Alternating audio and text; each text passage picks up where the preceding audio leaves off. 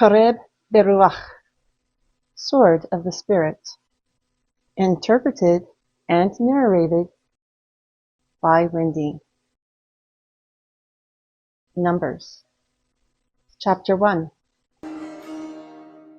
And Yehu spoke to Moshe in the wilderness of Sinai, in the appointed tent, on the 1st of the 2nd month, during the 2nd year, after they came out of the land of Mitzrayim, saying, Take a sum of all the congregation of the children of Yisrael, after their families, for the house of their fathers, according to their names, every male for a head count.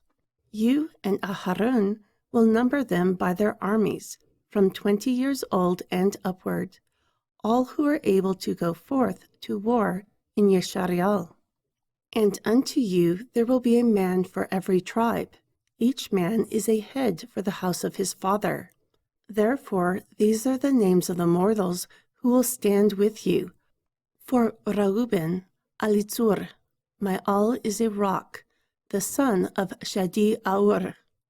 For Shimaun, Shelumiel, peace of all, the son of Chorishadai. For Yehuda, Nakshun, enchanter, the son of Animadab.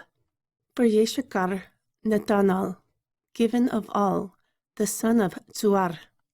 For Zebulun, Eliab, my all is father, the son of Chelun. For the children of Yusuf, of Ephraim, Elishama, my all heard, the son of Amihud. Of Menashe, Gamliel, reward of all, the son of Pedatzur. For Binyamin, Abidan, my father is judge, the son of Gidani. For Dan, Achiezer, my brother helps, the son of Amishadai. For Asher, Pagai al, event of all, the son of Akran. For God, Al Yasap, all adds, the son of Dahwal. For Naphtali, Achira, my brother is evil, the son of Ainan.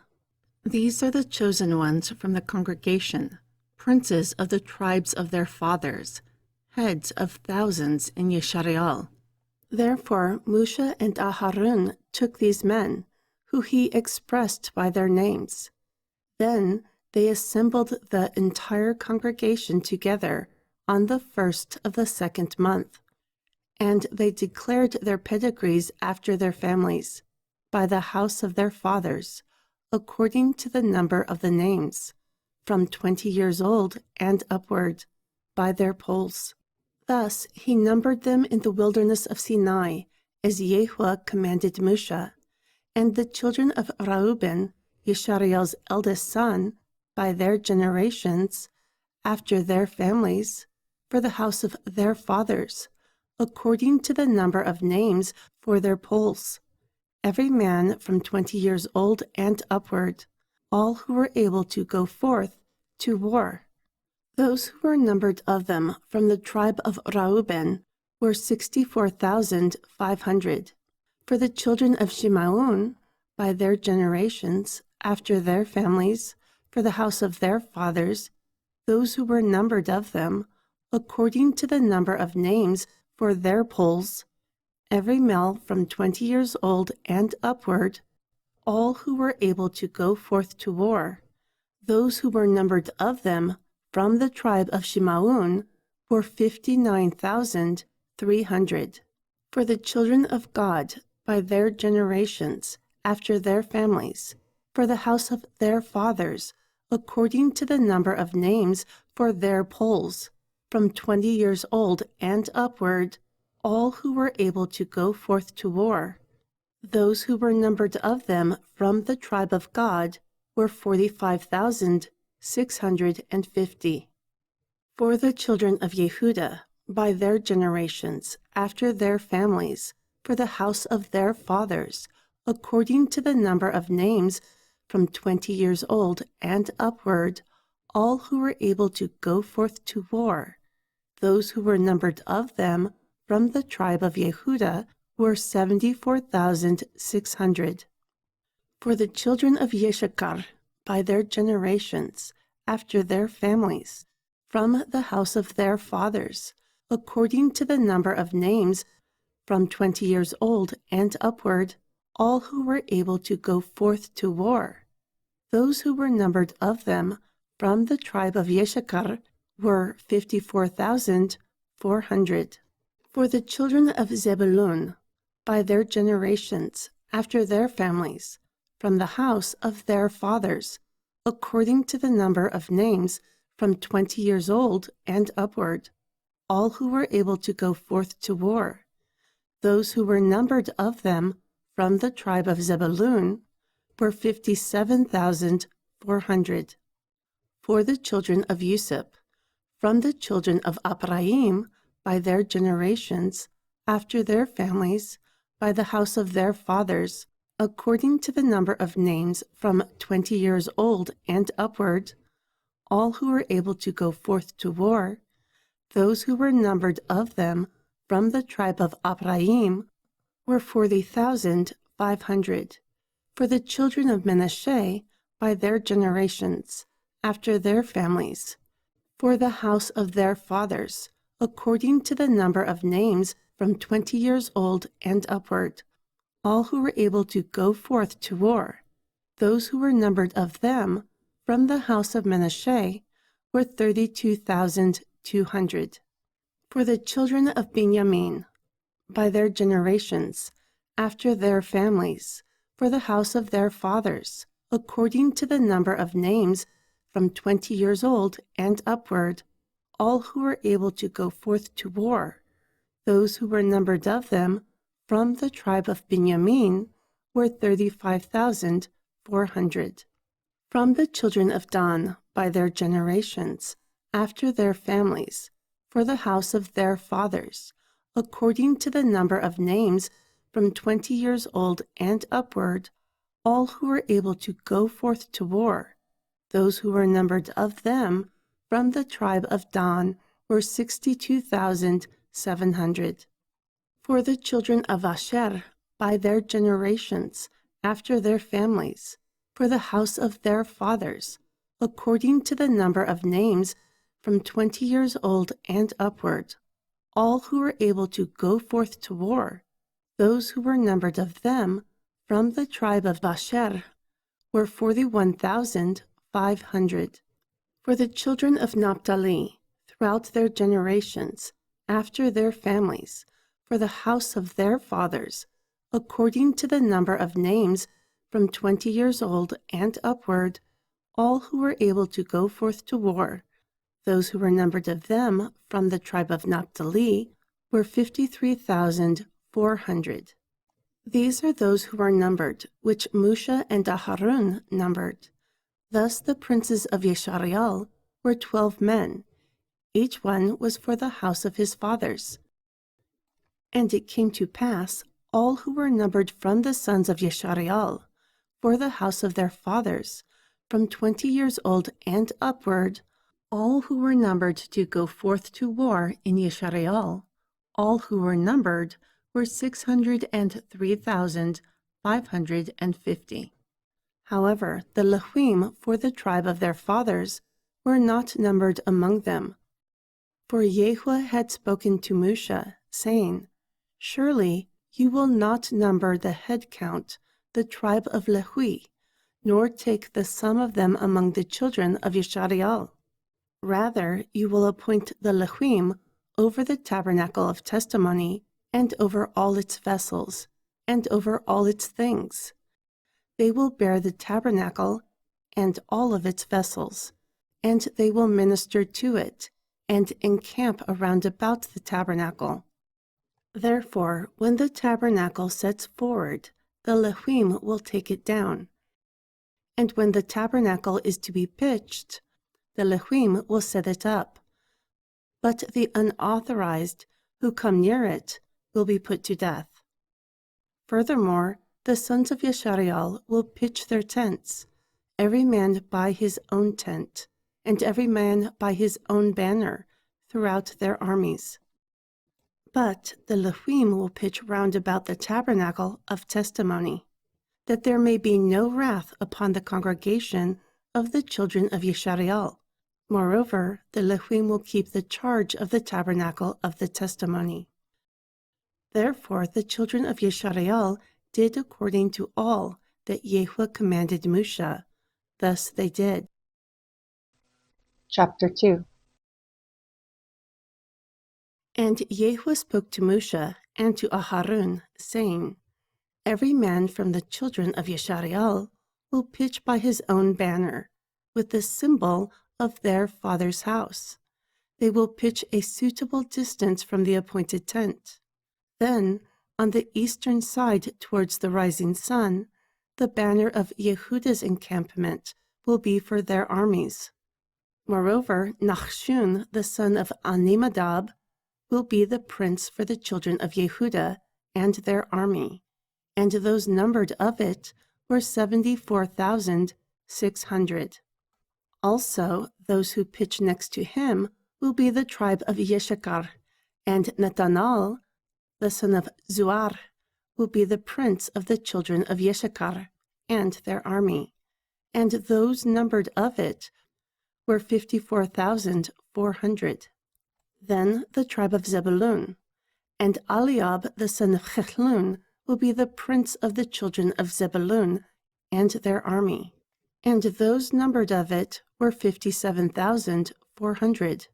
All those numbered of Yehuda's encampment were 185,400 for their armies. These will set forth first. On the southern side will be the banner for Reuben's encampment for their armies, and Alitzer, the son of Shedi-Aur, will be the prince of the children of Reuben and their army, and those numbered of it were 46,500.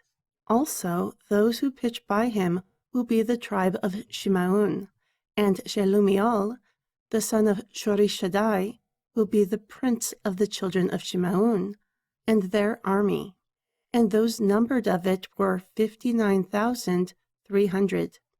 Then the tribe of Gad, and Eliasaph, the son of Rauel, will be the prince for the children of Gad and their army, and those numbered of it were 45,650. All who were numbered in the camp of Reuben were 151,450 for their armies, and they will set forth in the second rank. Then the appointed tent will be set forth with the camp of the Levim in the midst of the camps. As they encamp, so too they will set forward, every man in his place by their banners. On the western side will be the banner of Ephraim's encampment for their armies, and Elishama, the son of Ammihud, will be the prince for the children of Ephraim and their army, and those numbered of it were 45,500. Also by him will be the tribe of Manasseh, and Gamliel, the son of Padatsur, will be the prince for the children of Manasseh and their army, and those numbered of it were 32,200. Then the tribe of Benjamin, and Abidan, the son of Gidani, will be the prince for the children of Benjamin and their army, and those numbered of it were 35,400. All who were numbered of Ephraim's encampment were 108,100 for their armies, and they will go forward in the third rank. The banner of Dan's encampment will be on the northern side by their armies, and Achiezer, the son of Ammishaddai, will be the prince for the children of Dan and their army, and those numbered of it were 62,700. Also, those who encamp by him will be the tribe of Asher, and Pagaiel, the son of Akran, will be the prince for the children of Asher and their army, and those numbered of it were 41,500. Then the tribe of Naphtali, and Achirah, the son of Ainan, will be the prince for the children of Naphtali and their army, and those numbered of it were 53,400. 400.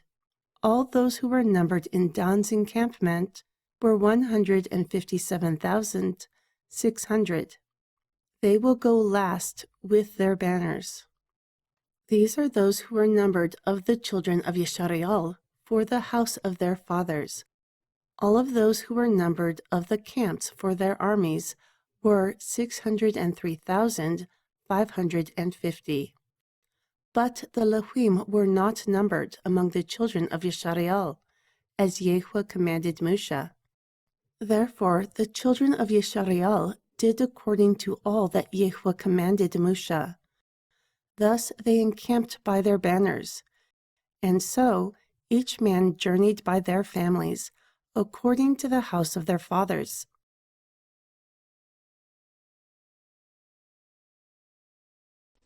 Chapter 3. These are the generations of Aharon and Moshe, in the day that Yehovah spoke to Moshe in Mount Sinai. Also, these are the names of the sons of Aharon. Nadab is the firstborn, then Abihu, Al-Azer, and Aitmar. These are the names of the sons of Aharon, the priests who were anointed, who he fulfilled their authority to minister in the priest's office. However, Nadab and Abihu died before Yehovah, when they offered unauthorized fire before Yehovah in the wilderness of Sinai. Moreover, they had no children. Therefore, Alazer and Aitmar ministered in the priest's office in the sight of Aharon, their father. And Yehovah spoke to Moshe, saying, Bring the tribe of Levi near, and present them before Aharon the priest, that they may minister unto him. And they will keep his charge, and the charge of the whole congregation before the appointed tent, to do the service of the tabernacle. And they will keep all the instruments of the appointed tent, and the charge of the children of Yeshariel, to do the service of the tabernacle. And you will give the Levim unto Aharon and to his sons. Surely they are given unto him from the children of Yeshariel. Then you will appoint Aharon and his sons, and they will observe the priest's office. But the unauthorized who comes near will be put to death. Then Yehovah spoke to Moshe, saying, And behold, I have taken the Levim from among the children of Yeshariel, instead of all the firstborn who opened the womb among the children of Yeshariel. Therefore the Levim will be mine, because all the firstborn are mine. On the day that I smote all the firstborn in the land of Mitzrayim, I separated unto myself all the firstborn in Yeshariel, from Adam and beast. They are unto me. I am Yehovah. Moreover, Yehovah spoke to Moshe in the wilderness of Sinai, saying, Number the children of Levi after the house of their fathers, for their families. You will number them, every male from a month old and upward. Therefore Moshe numbered them according to the word of Yehovah, as he was commanded. And these were the sons of Levi by their names, Gershon, and Kehat, and Me'ari. And these are the names of the sons of Gershon by their families, Libni, and Shimei. And the sons of Kehat by their families, Amram, and Itzahar, and Hebron, and Auziel. And the sons of Ma'ari by their families, Machli and Mushi. These are the families of the Levim, according to the house of their fathers. Of Gershon was the family of the Libni, and the family of the Shimei. These are the families of the Gershuni. Those who were numbered of them, according to the number of all the males, from a month old and upward, those who were numbered of them were 7,500. The families of the Gershuni will pitch behind the tabernacle westward, and the chief of the house of the father of the Gershuni will be Eliasaph, the son of Leel. Moreover, the duty of the sons of Gershon With the appointed tent will be the tabernacle, and the tent, its covering, and the hanging for the door of the appointed tent, and the hangings of the court, and the curtain for the door of the court, which is by the tabernacle, and by the altar round about, and its cords for all its service. Furthermore, unto Kehat, the family of the Amrami, and the family of the Yitzhari, and the family of the Hebroni, and the family of the Auziali, these are the families of the Kehati. With the number of all the males from a month old and upward were 8,600, keeping the charge of the sanctuary. The families of the sons of Kehat will pitch on the southern side of the tabernacle, and the chief of the house of the father of the families of the Kehati will be Alitzaban, my all protects, the son of Auziel. Furthermore, their duties will be the ark, and the table, and the menorah, and the altars, and the vessels of the sanctuary, with which they minister, and the hanging, and all its service. Surely the prince of the Lehim will be Alazer, the son of Aharun, the priest, to oversee carelessness of those whose duty is the sanctuary. Unto Ma'ari was the family of the Machli, and the family of the Mushi. These are the families of Ma'ari, and those who were numbered of them, according to the number of all the males, from a month old and upward, were 6,200. And the prince of the house of the father of the families of Ma'ari was Tsuriel, my rock is all, the son of Abihail.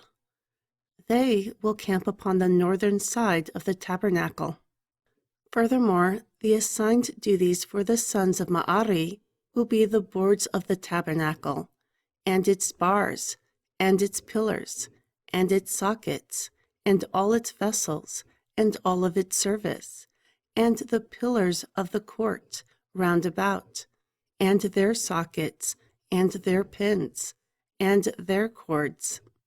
Also, those who camp before the tabernacle towards the east, before the appointed tent towards the sun, will be Musha and Aharun and his sons, keeping the duties of the sanctuary for the charge of the children of Yeshariel. But the unauthorized who comes near will be put to death. All who were numbered of the Lehim, which Musha and Aharun numbered upon the commandment of YHWH, for their families, all the males from a month old and upward, were 22,000. Furthermore, YHWH said to Musha, number all the firstborn of the males of the children of Yeshariel, from a month old and upward, and take the number of their names. Therefore you will take the Lehim unto me, instead of all the firstborn among the children of Yeshariel. I am YHWH, and the cattle of the Lehim, instead of all the firstlings among the cattle of the children of Yeshariel. So Musha numbered all the firstborn among the children of Yeshariel, as YHWH commanded him, by the number of names, from a month old and upward. Of those who were numbered of them were 22,213. Also, YHWH spoke to Musha, saying, take the Lehim instead of all the firstborn among the children of Yeshariel, and the cattle of the Lehim instead of their cattle. Therefore the Lehim will be mine. I am YHWH. And for those who are to be ransomed of the 213, who are more than the Lehim from the firstborn of the children of Yeshariel, for them take 5 shekels each by the poll. You will take it after the shekel of the sanctuary. A shekel is 20 gerahs. Then you will give the money to Aharun and his sons, a ransom for those who remain of them. Therefore Musha took the ransom money from those who exceeded above the redemption of the Lehim. He took the money from the firstborn of the children of Yeshariel, 1,365 shekels, after the shekel of the sanctuary. Therefore Moshe gave the money of those who were redeemed to Aharon and his sons, according to the word of YHWH, as YHWH commanded Moshe. Chapter 4. And YHWH spoke to Moshe and Aharon, saying, Take the sum of the sons of Kehat, from among the sons of Lehi, after their families, by the house of their fathers, from 30 years old and upward until 50 years old, all who enter into the service to do work in the appointed tent. This will be the service of the sons of Kehat in the appointed tent, the Holy of Holies. Therefore, when the camp sets forth, Aharon and his sons will come. Then they will take down the veil covering and cover the ark of the testimony with it, and put a covering of blue skins upon it, and completely spread a blue cloth over it, and put in its staves. Then upon the table of showbread they will spread a blue cloth, and put on the dishes, and the spoons, and the bowls, and the pouring pitchers. Also the bread will be on it continually, and they will spread a scarlet cloth, and cover the same with a covering of blue skins, and put in its staves. Also they will take a blue cloth, and cover the menorah of light, and its lamps, and its tongues, and its snuff dishes, and all the oil of its vessels, which they minister unto it. Moreover, they will put it and all its vessels within a covering of blue skins, and put it upon a bar. And upon the golden altar they will spread a blue cloth, and cover it with a covering of blue skins, and place its staves.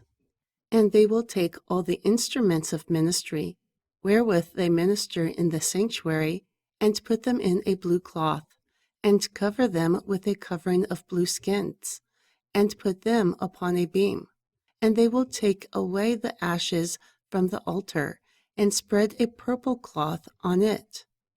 And they will put upon it all its vessels, of which they minister upon it, the censers, the flesh hooks, and the shovels, and the basins, all the vessels of the altar. And they will spread upon it a covering of blue skins, and place its staves. Furthermore, when Aharon and his sons have made an end of covering the sanctuary, and all the vessels of the sanctuary, as the camp is to set forward, after that the sons of Kehat will come to bear it. But they will not touch the holy, lest they die. This is the burden of the sons of Kehat in the appointed tent. Moreover, unto the office of Alazer, the son of Aharon the priest, is the oil for the light, and the sweet incense, and the daily gift offering, and the anointing oil, the oversight of all the tabernacle, and of all that is with it in the sanctuary, and with its vessels. Then YHWH spoke to Moshe and to Aharon, saying, Do not cut off the tribe of the families of the Kehati from among the Levim, but this you will do for them, that they may live and not die. When they approach the Holy of Holies, Aharon and his sons will go in, and appoint each man to a service, and to his burden. But they will not go in to watch while the holies are covered, lest they die. Furthermore, YHWH spoke to Moshe, saying, Also take the sum of the sons of Gershon, by the house of their fathers, by their families, from 30 years old and upward until 50 years old. You will number all who enter to perform the service, to do the work in the appointed tent. This is the service of the families of the Gershoni, for their service and burdens. Thus they will carry the curtains of the tabernacle and the appointed tent, its covering, and the covering of the blue skins that is above it, and the hanging for the door of the appointed tent, and the hangings of the court, and the hangings of the door of the gate of the court, which is by the tabernacle and by the altar round about, and their cords, and all the instruments of their service, and all that is made for them. Thus they will serve. All the service of the sons of the Gershuni, with all their burdens, and with all their service, will be appointed by Aharon and his son. However, you will appoint to those in charge all their burdens. This is the service of the families of the sons of Gershon in the appointed tent. And their charge will be under the hand of Itmar, the son of Aharon, the priest. As for the sons of Merari, you will number them by their families for the house of their fathers, from 30 years old and upward until 50 years old. You will number each man who enters into the service to do the work of the appointed tent. And this is the charge of their burden, according to all their service in the appointed tent: the boards of the tabernacle, and its bars, and its pillars, and its sockets, and the pillars of the court round about, and their sockets, and their pins, and their cords, with all their instruments, and with all their service. Moreover, you will assign all the duties that they will carry by name. This is the service of the families of the sons of Merari, according to all their service in the appointed tent, under the authority of Itmar, the son of Aharon, the priest. Therefore, Musha and Aharon and the chief of the congregation numbered the sons of the Kehati after their families, and after the house of their fathers, from 30 years old and upward until 50 years old, everyone who entered into the service for the work in the appointed tent. And those who were numbered from them by their families were 2,750. These were numbered from the families of the Kehati, all who might do service in the appointed tent, which Musha and Aharon numbered according to the commandment of YHWH, by the hand of Musha.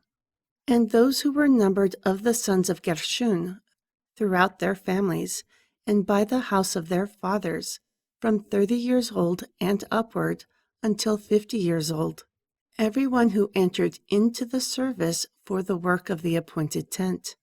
And those who were numbered by their families for the house of their fathers were 2,630. These were numbered from the families of the sons of Gershon, of all who serve in the appointed tent, whom Musha and Aharon numbered according to the commandment of YHWH. And those who were numbered of the families of the sons of Merari by their families for the house of their fathers, from 30 years old and upward until 50 years old, every one who entered into the service for the work of the appointed tent. And those who were numbered of them for the families were 3,200. These were numbered from the families of the sons of Merari, whom Musha and Aharon numbered according to the word of YHWH by the hand of Musha. All those who were numbered of the Lehuim from Musha and Aharon, and the chief of Yeshariel, numbered by their families for the house of their fathers, from 30 years old and upward until 50 years old, everyone who came to do the service of the ministry and the service of the burden in the appointed tent. Thus they were numbered 8,540. According to the commandment of YHWH, they were numbered by the hand of Musha, everyone according to his service, and according to his burden. Therefore they were numbered by him, as YHWH commanded Musha. Chapter 5. And YHWH spoke to Musha, saying, Command the children of Yeshariel that they put every leper, and everyone who has a discharge, and everyone who is defiled by the dead, outside the camp. Both male and female, you will put them outside the camp. that they do not defile their camps, which I dwell in the midst. Therefore the children of Yeshariel did so, and they put them outside of the camp. Thus the children of Yeshariel did as Yahuwah spoke to Moshe. Then Yahuwah spoke to Moshe, saying, Speak to the children of Yeshariel. When a man or a woman commits any sin that the Adam commits, to do a trespass against Yahuwah, and that person is ashamed, then they will confess their sin, which they have done, and he will compensate his trespass, its principal, and 1/5 added to it. Then he will give it to whom he trespassed. But if the man has no kinsman to compensate the trespass, let the trespass be compensated unto Yahuwah for the priest, beside the ram of the atonement, whereby an atonement will be made for him. Furthermore, every exalted offering of all the holy things of the children of Yeshariel that they bring to the priest will be for him. Moreover, a man's holy things shall be for himself. However, what a man gives to the priest shall become his. Then Yahuwah spoke to Moshe, saying, Speak to the children of Yeshariel, and say to them, If any man's wife goes astray, and commits a trespass against him, and a man lies with her carnally, but it's hidden from the eyes of her husband, and is concealed, still she is defiled. Moreover, if there is no witness against her, nor was she caught, yet the spirit of jealousy comes upon him, and he is jealous of his wife. Also, she is defiled, or if the spirit of jealousy comes upon him, and he is jealous of his wife, but she is not defiled, then the man will bring his wife to the priest, and he will bring an offering for her, 1/10 of an ephah of barley meal. He will not pour oil upon it, nor put frankincense upon it, for it is an offering of jealousy. It is a reminder of the iniquity. Then the priest will bring her near and set her before Yahuwah. Thus the priest will take holy water in an earthen vessel, and of the dust that is on the floor of the tabernacle, the priest will take and put it into the water. And the priest will set the woman before Yahuwah, and uncover the woman's head, and put the memorial offering in her hands, which is the jealousy offering. Then the priest will have the bitter water that causes the curse in his hand. Furthermore, the priest will charge her by an oath, and say to the woman, If no man has lain with you, and if you have not gone astray to uncleanliness instead of your husband, may you be free from the curse of this bitter water. However, if you have gone astray instead of your husband, and if you are defiled, and some man has lain with you besides your husband, then the priest will curse the woman by the oath. And the priest will say to the woman, Yahuwah make you a curse and an oath among your people, by Yahuwah making your thigh to rot and your belly to swell. Therefore this water, which causes the curse, will go into your bowels, to make your belly swell and your thigh rot. Next, the woman will say, Amen, Amen. Also, the priest will write these curses in a separ, and he will scrape it off into the bitter water, and he will cause the woman to drink the bitter water that causes the curse. Thus the bitter water will enter into her. Then the priest will take the jealousy offering out of the woman's hand, and shake the offering before Yahuwah, and offer it upon the altar. And the priest will take a handful of the memorial offering, and burn it upon the altar. And afterward he will make the woman drink the water. And when he has made her drink the water, then it will come to pass that if she was defiled and has trespassed against her husband, that the water, which causes the curse, will enter into her and become bitter. Then her belly will swell, and her thigh will rot. Also, the woman will be a curse among her people. However, if the woman is not defiled, but is clean, then she will be free and conceive seed. This is the teaching of jealousies, when a woman, under a husband, goes astray and is defiled, or when the spirit of jealousy comes upon him, and he is jealous over his wife, and sets the woman before YHWH. Thus the priest will execute all these teachings upon her. Moreover, the man will be guiltless from iniquity. However, the woman will bear her iniquity. Chapter 6. And YHWH spoke to Moshe, saying, Speak to the children of Yisrael, and say to them, When either a man or woman vows the special vow of the Nazir for an oath unto YHWH, he will separate from wine and strong drink, and drink no wine vinegar, or vinegar from strong drink, nor will he drink any juice of grapes, nor eat grapes, moist or dried. All the days of his oath he will eat nothing that is made of wine, from the seed to the husk.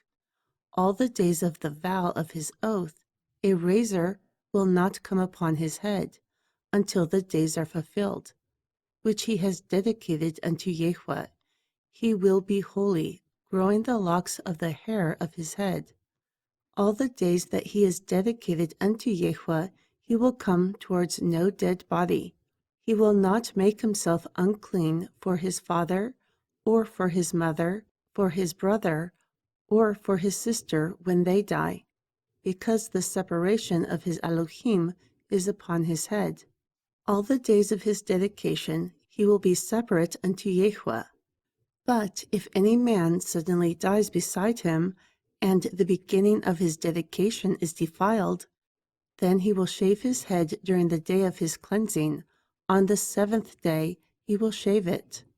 Also on the 8th day he will bring 2 turtle doves or 2 young pigeons to the priest at the door of the appointed tent.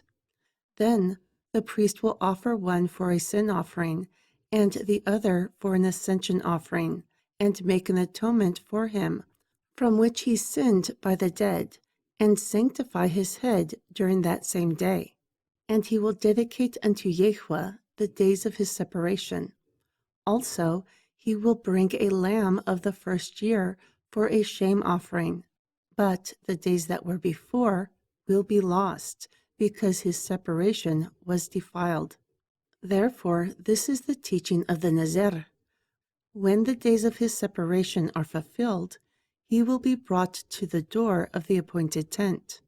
Then he will offer an offering unto YHWH, 1 male lamb of the first year, without blemish, for an ascension offering, and 1 ewe lamb of the first year, without blemish, for a sin offering, and 1 ram without blemish for the restorations, and a basket of unleavened breads, cakes of fine flour mingled with oil, and unleavened wafers anointed with oil, and their gift offerings, and their drink offerings. Then the priest will bring them before YHWH, and offer his sin offering and his ascension offering. Next he will offer the ram, a sacrifice of restorations unto YHWH, with the basket of unleavened breads. Also the priest will offer his gift offering and his drink offering. Furthermore, the Nazir will shave the head of his separation at the door of the appointed tent, and take the head hair of his separation and put it in the fire, which is under the sacrifice of the restorations. And the priest will take the boiled shoulder of the ram, and 1 unleavened cake out of the basket, and 1 unleavened wafer, and put them upon the hands of the Nazir, after you have shaved him for his vow. And the priest will shake them for a shake offering before YHWH. This is separated unto the priest, with the shaken breast and the exalted shoulder, and after that the Nazir may drink wine. This is the teaching of the Nazir, who has vowed his offering unto Yahweh for his dedication, from the part that you obtain from his hand, according to the vow that he vowed. Thus he will do the teaching of his dedication.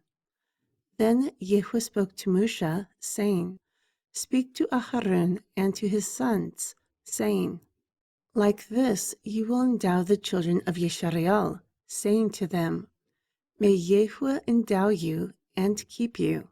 May Yahweh shine his face upon you, and be gracious to you. May Yahweh lift his countenance upon you, and give you restoration. Thus they will put my name upon the children of Yisrael, and I will endow them.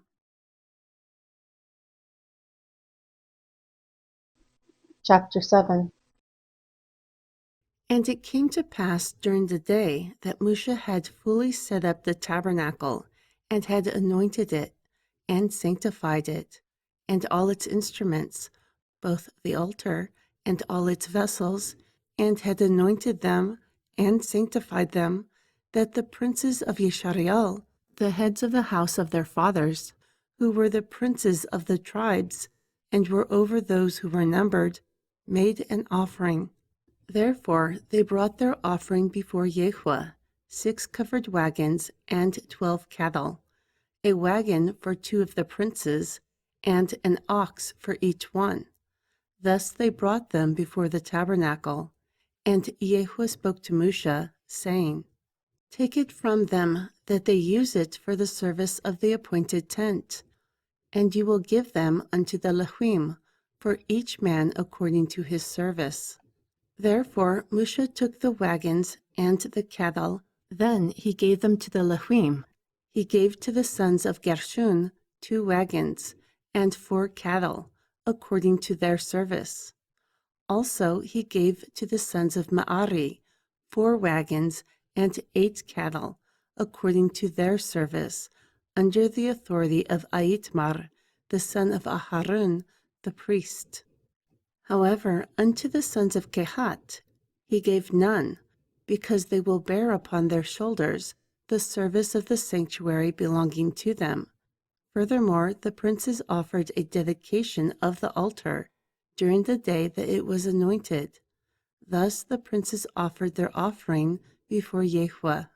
Then Yahweh said to Moshe, Surely 1 prince for each day will offer their offering to dedicate the altar. And he who offered his offering the first day was Nachshon, the son of Aminadab, of the tribe of Yehudah. The offering he offered was 1 silver charger. The weight of it was 130 shekels, 1 silver bowl of 70 shekels, after the shekel of the sanctuary. Both of them were full of fine flour mingled with oil for a gift offering. 1 golden spoon of 10 shekels, full of incense. For an ascension offering, 1 young bull, 1 ram, 1 lamb of the first year. For a sin offering, 1 kid from the goats. And for a sacrifice of restorations, 2 oxen, 5 rams, 5 male goats, 5 lambs of the first year. This is the offering of Nachshon, the son of Aminadab. On the second day, Netanel, the son of Zuar, prince of Yeshachar, offered. The offering he offered was 1 silver charger. The weight of it was 130 shekels, 1 silver bowl of 70 shekels, after the shekel of the sanctuary. Both of them were full of fine flour mingled with oil for a gift offering. 1 golden spoon of 10 shekels, full of incense. For an ascension offering, 1 young bull, 1 ram, 1 lamb of the first year. For a sin offering, 1 kid from the goats. And for a sacrifice of restorations, 2 oxen, 5 rams, 5 male goats, 5 lambs of the first year. This is the offering of Netanel, the son of Zuar. On the third day, Eliab, the son of Chechlun, prince of the children of Zebulun, offered. The offering he offered was 1 silver charger. The weight of it was 130 shekels, 1 silver bowl of 70 shekels, after the shekel of the sanctuary. Both of them were full of fine flour mingled with oil for a gift offering, 1 golden spoon of 10 shekels, full of incense. For an ascension offering, 1 young bull, 1 ram, 1 lamb of the first year. For a sin offering, 1 kid from the goats. And for a sacrifice of restorations, 2 oxen, 5 rams, 5 male goats, 5 lambs of the first year. This is the offering of Eliab, the son of Chechlun. On the 4th day, Alitzur, the son of Shedi-Aor, prince of the children of Reuben, offered. The offering he offered was 1 silver charger. The weight of it was 130 shekels, 1 silver bowl of 70 shekels, after the shekel of the sanctuary. Both of them were full of fine flour mingled with oil for a gift offering, 1 golden spoon of 10 shekels, full of incense. For an ascension offering, 1 young bull, 1 ram, 1 lamb of the first year. For a sin offering, 1 kid from the goats. And for a sacrifice of restorations, 2 oxen, 5 rams, 5 male goats, 5 lambs of the first year. This is the offering of Alitzur, the son of Shedi-Aor. On the 5th day, Shelumiel, the son of Chorishadai, prince of the children of Shimaun, offered. The offering he offered was 1 silver charger. The weight of it was 130 shekels, 1 silver bowl of 70 shekels, after the shekel of the sanctuary. Both of them were full of fine flour mingled with oil for a gift offering, 1 golden spoon of 10 shekels, full of incense. For an ascension offering, 1 young bull, 1 ram, 1 lamb of the first year. For a sin offering, 1 kid from the goats.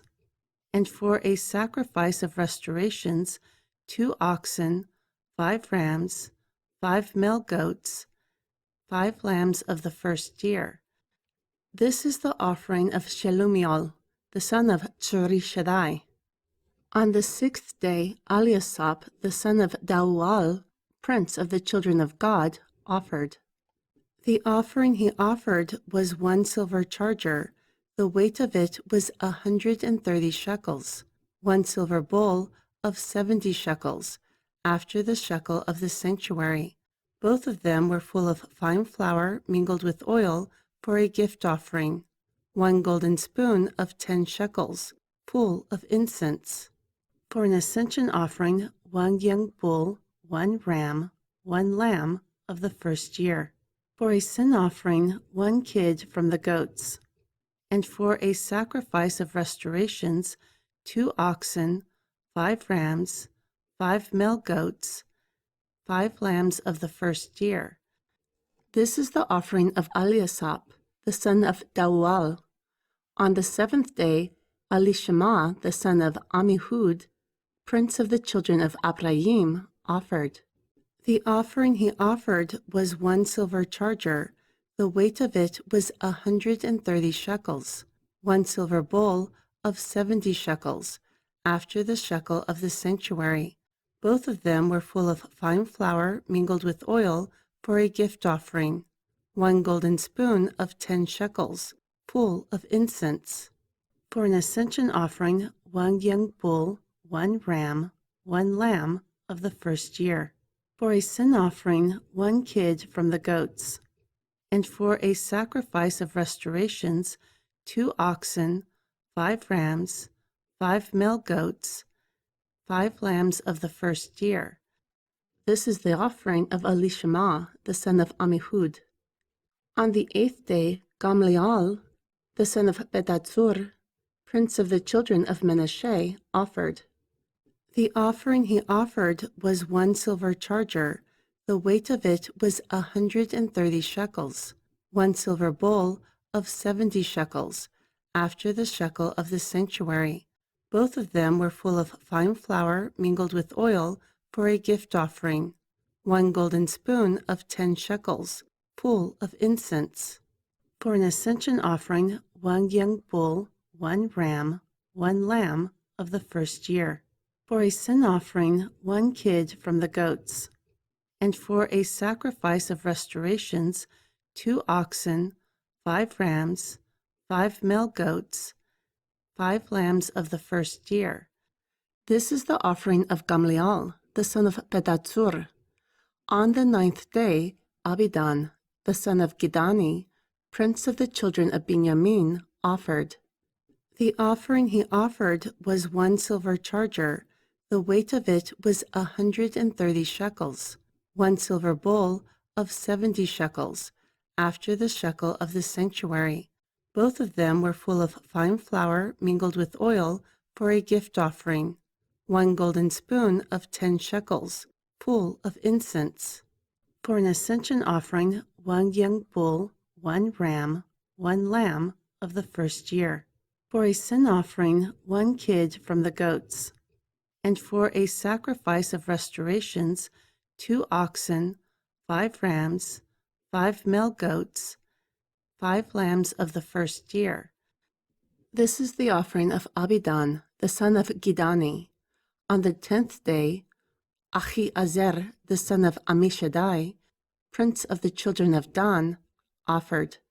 The offering he offered was 1 silver charger. The weight of it was 130 shekels. 1 silver bowl of 70 shekels, after the shekel of the sanctuary.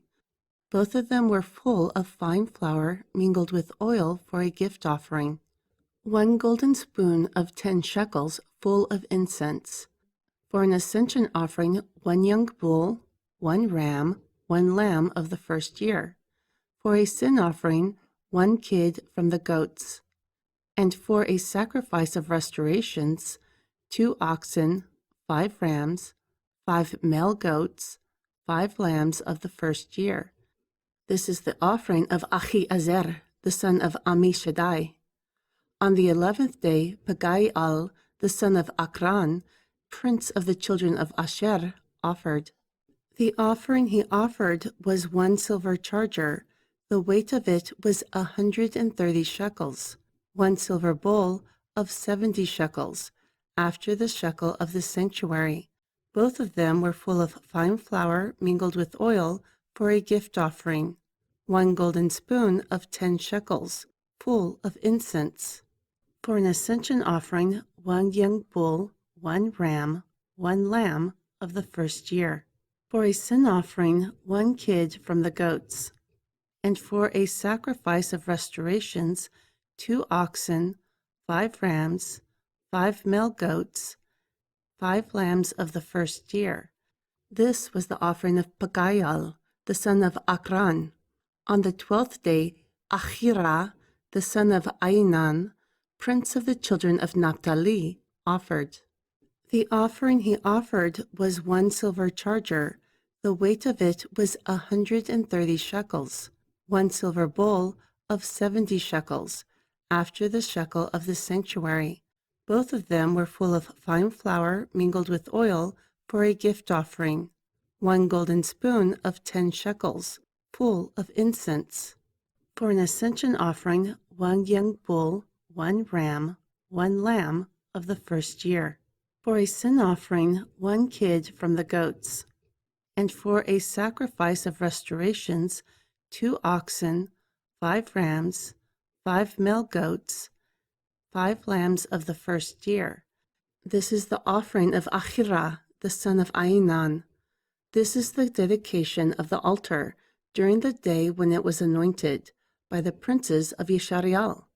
12 silver chargers, 12 silver bowls, 12 gold spoons.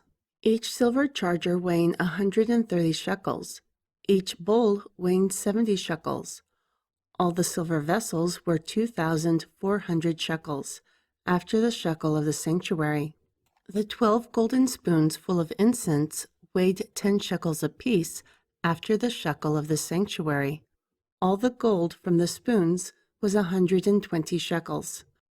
All the livestock of the ascension offering were 12 bulls, 12 rams, 12 lambs of the first year, with their gift offering.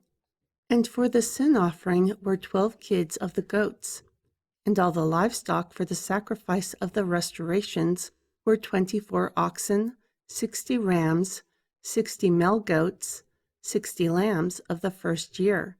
This is the dedication of the altar, after it was anointed.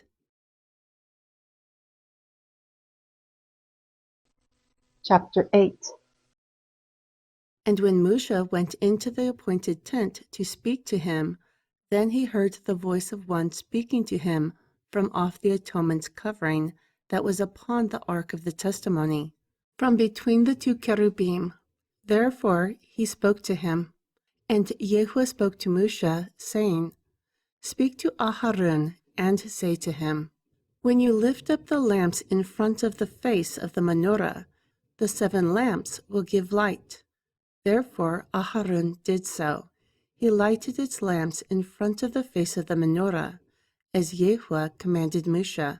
And the workmanship of the menorah was beaten gold, from its shaft to its flowers.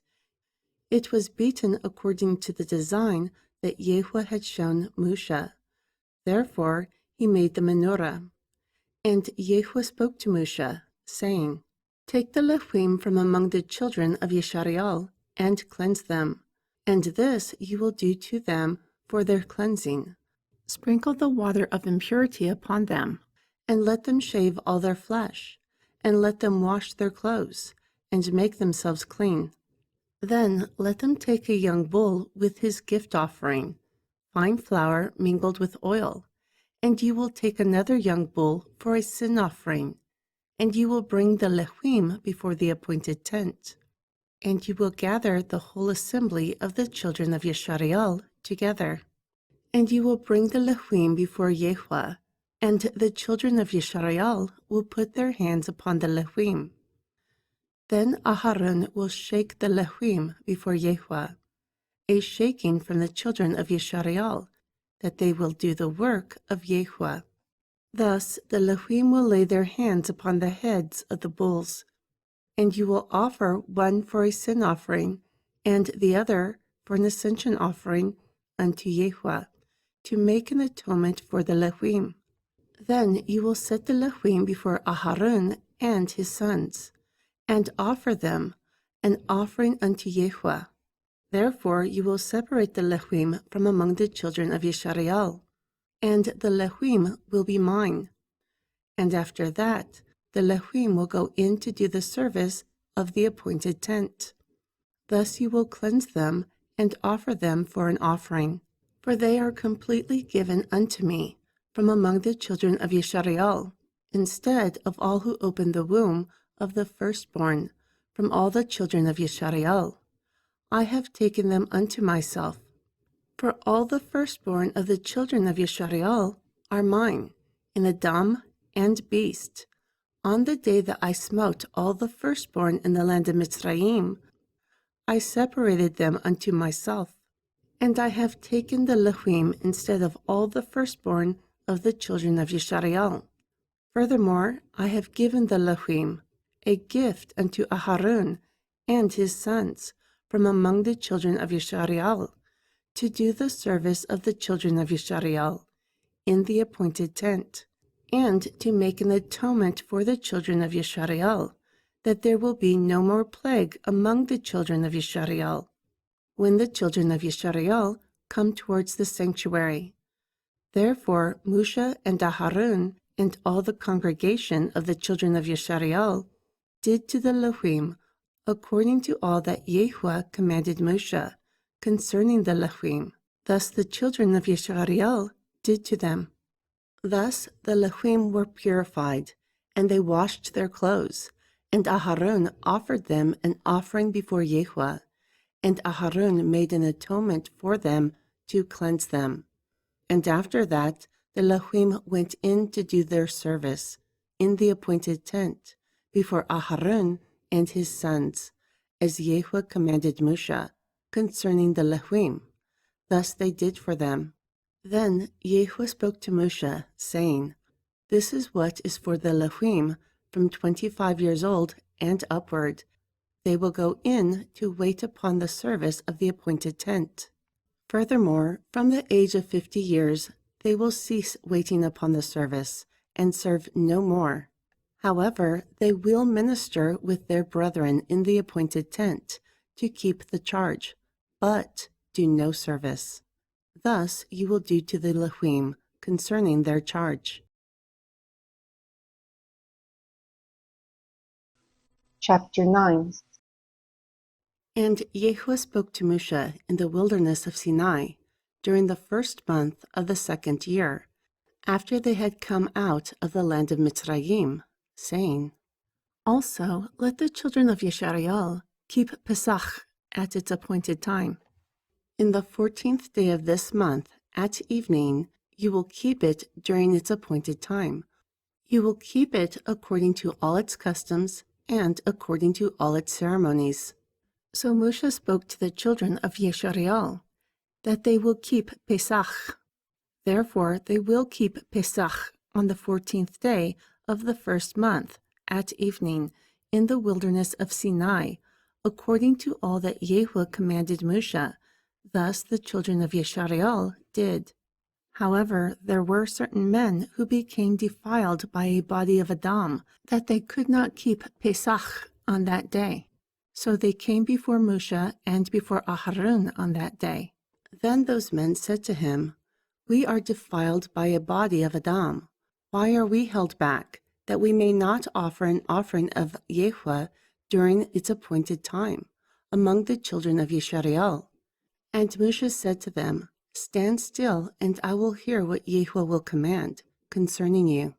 Then YHWH spoke to Moshe, saying, Speak to the children of Yisrael, saying, If any man is unclean because of a body, or is on a journey afar off from you, or your posterity, still he will keep the Pesach unto YHWH. They will keep it the 14th day of the 2nd month, at evening, eating it with unleavened bread and bitter herbs. They will leave none of it until morning, nor break any of its bones. They will observe it according to all the customs of Pesach. However, the man who is clean and is not on a journey, yet forbears to observe Pesach, that same soul will be cut off from among his people, that he will bear his sin, because he did not bring the offering of YHWH in its appointed time. Furthermore, if an immigrant sojourns among you and would observe Pesach unto YHWH, like the custom of Pesach, then he will do like the guidelines. Thus he will do the custom. It is the same for you and the immigrant, and the native born of the land. Moreover, on the day that the tabernacle was reared up, the cloud covered the tabernacle, the tent of the testimony. But at evening there was the appearance of fire upon the tabernacle until the morning. Thus it was continually. The cloud covered it by day, and the appearance of fire by night. But when the cloud was taken up from the tabernacle, then after that the children of Yisrael journeyed. And in the place where the cloud abode, there the children of Yisrael pitched their tents. By the commandment of YHWH the children of Yisrael journeyed, and by the commandment of YHWH they pitched. As long as the cloud abode upon the tabernacle, they rested in their tents. And when the cloud tarried long upon the tabernacle many days, then the children of Yisrael kept the charge of YHWH, and did not journey. Moreover, it was when the cloud was a few days upon the tabernacle, according to the commandment of YHWH, they abode in their tents. Also, according to the commandment of YHWH, they journeyed. So it was when the cloud abode from evening until morning, but the cloud was taken up in the morning, then they journeyed, whether by day or night. When the cloud was taken up, they journeyed, whether 2 days, or a month, or a year in length. If the cloud was above the tabernacle, the children of Yeshareal abode in their tents, and did not journey. However, when it was taken up, they journeyed. By the commandment of Yahweh they rested in the tents, and by the commandment of Yahweh they journeyed. They kept the charge of Yahweh, by the command of Yahweh, by the hand of Moshe.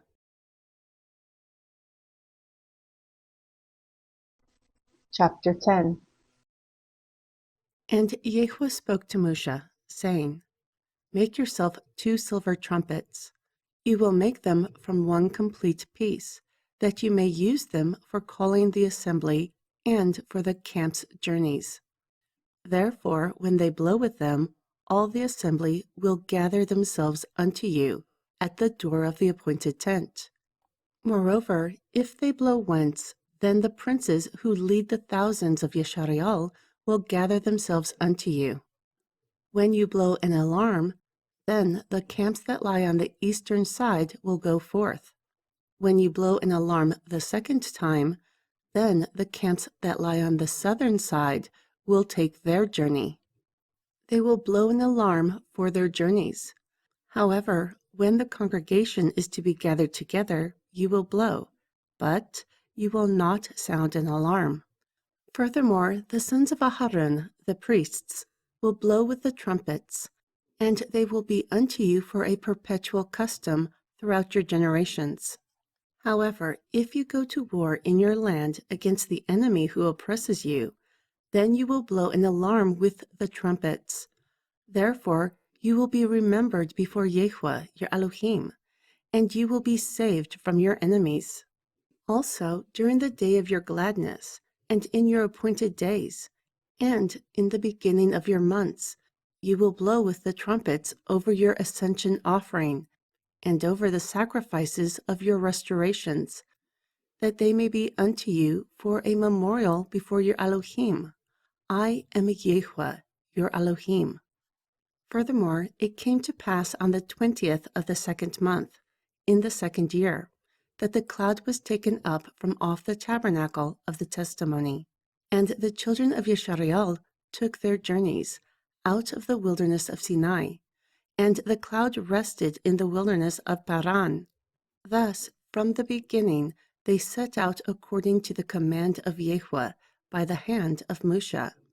In the beginning, the banner for the camp of the children of Yehuda went according to their armies, and Nachshon, the son of Aminadab, was over his army, and Netanel, the son of Zuar, was over the army of the tribe of the children of Yeshachar, and Eliab, the son of Chelun, was over the army of the tribe of the children of Zebulun. Then the tabernacle was taken down, and the sons of Gershon and the sons of Ma'ari set forth bearing the tabernacle. And the banner of the camp of Reuben set forth according to their armies, and Alitzur, the son of Shediaor, was over his army. And Shelumiel, the son of Zurishaddai, was over the army of the tribe of the children of Shimaun. And Eliasaph, the son of Dahual, was over the army of the tribe of the children of Gad. Then the Kehati set forth, bearing the sanctuary. However, the rising of the tabernacle was before their arrival. Next, the banner of the camp of the children of Ephraim set forth, according to their armies, and Elishama, the son of Amihud, was over his army. And Gamliel, the son of Pedatsur, was over the army of the tribe of the children of Menashe. And Abidan, the son of Gidani, was over the army of the tribe of the children of Benjamin. And the banner of the camp of the children of Dan set forth, the collection of all the camps throughout their armies, and Achiezer, the son of Ammishaddai, was over his army.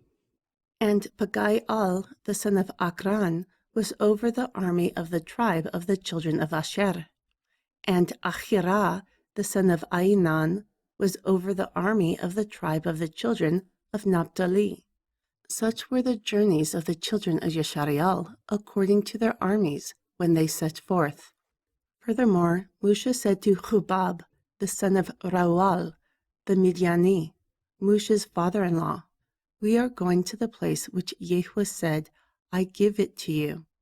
Come with us, and we will do you well, for YHWH has spoken good concerning Yisrael."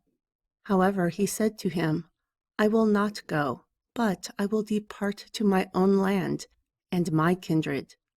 Therefore he said, "Do not leave us, I pray you, for upon this you will know our encampment in the wilderness. Also, you can be our eyes. And it will be, if you come with us, indeed, it will be whatever goodness YHWH does for us, the same will be done for you." Therefore they departed from the mount of YHWH, a 3-day journey, and the ark of the covenant of YHWH went before them during the 3 days of the journey, to search out a resting place for them. And the cloud of YHWH was upon them by day. Then they went out of the camp. And it came to pass, when the ark set forth, that Moshe said, "Arise, YHWH, and let your enemies be scattered. Let those who hate you flee before you." And when it rested, he said, "Return, O YHWH, to the many thousands of Yisrael."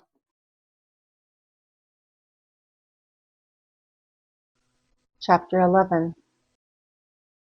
And the people's complaints were in the ear of YHWH. Thus YHWH heard it, and his anger was kindled. Therefore the fire of YHWH burnt among them, and it consumed the outermost parts of the camp. So the people cried unto Moshe, and when Moshe prayed to YHWH, the fire was quenched. Therefore he called the name of the place Taberah, burning, because the fire of YHWH burnt among them. And the mixed multitude that was among them fell to cravings yet again. Also the children of Yisrael wept and said, "Who will give us flesh to eat? We remember the fish which we freely ate in Mitzrayim, the cucumbers and the melons and the leeks and the onions and the garlic. But now our souls have dried away. We see nothing at all but this manna." Furthermore, the manna was like coriander seed, and its color was the color of bdellium. The people went about and gathered it, and ground it in mills, or beat it in a mortar, and baked it in pans, and made cakes with it. And it tasted like the taste of fresh oil. And when the dew fell upon the camp during the night, the manna fell upon it.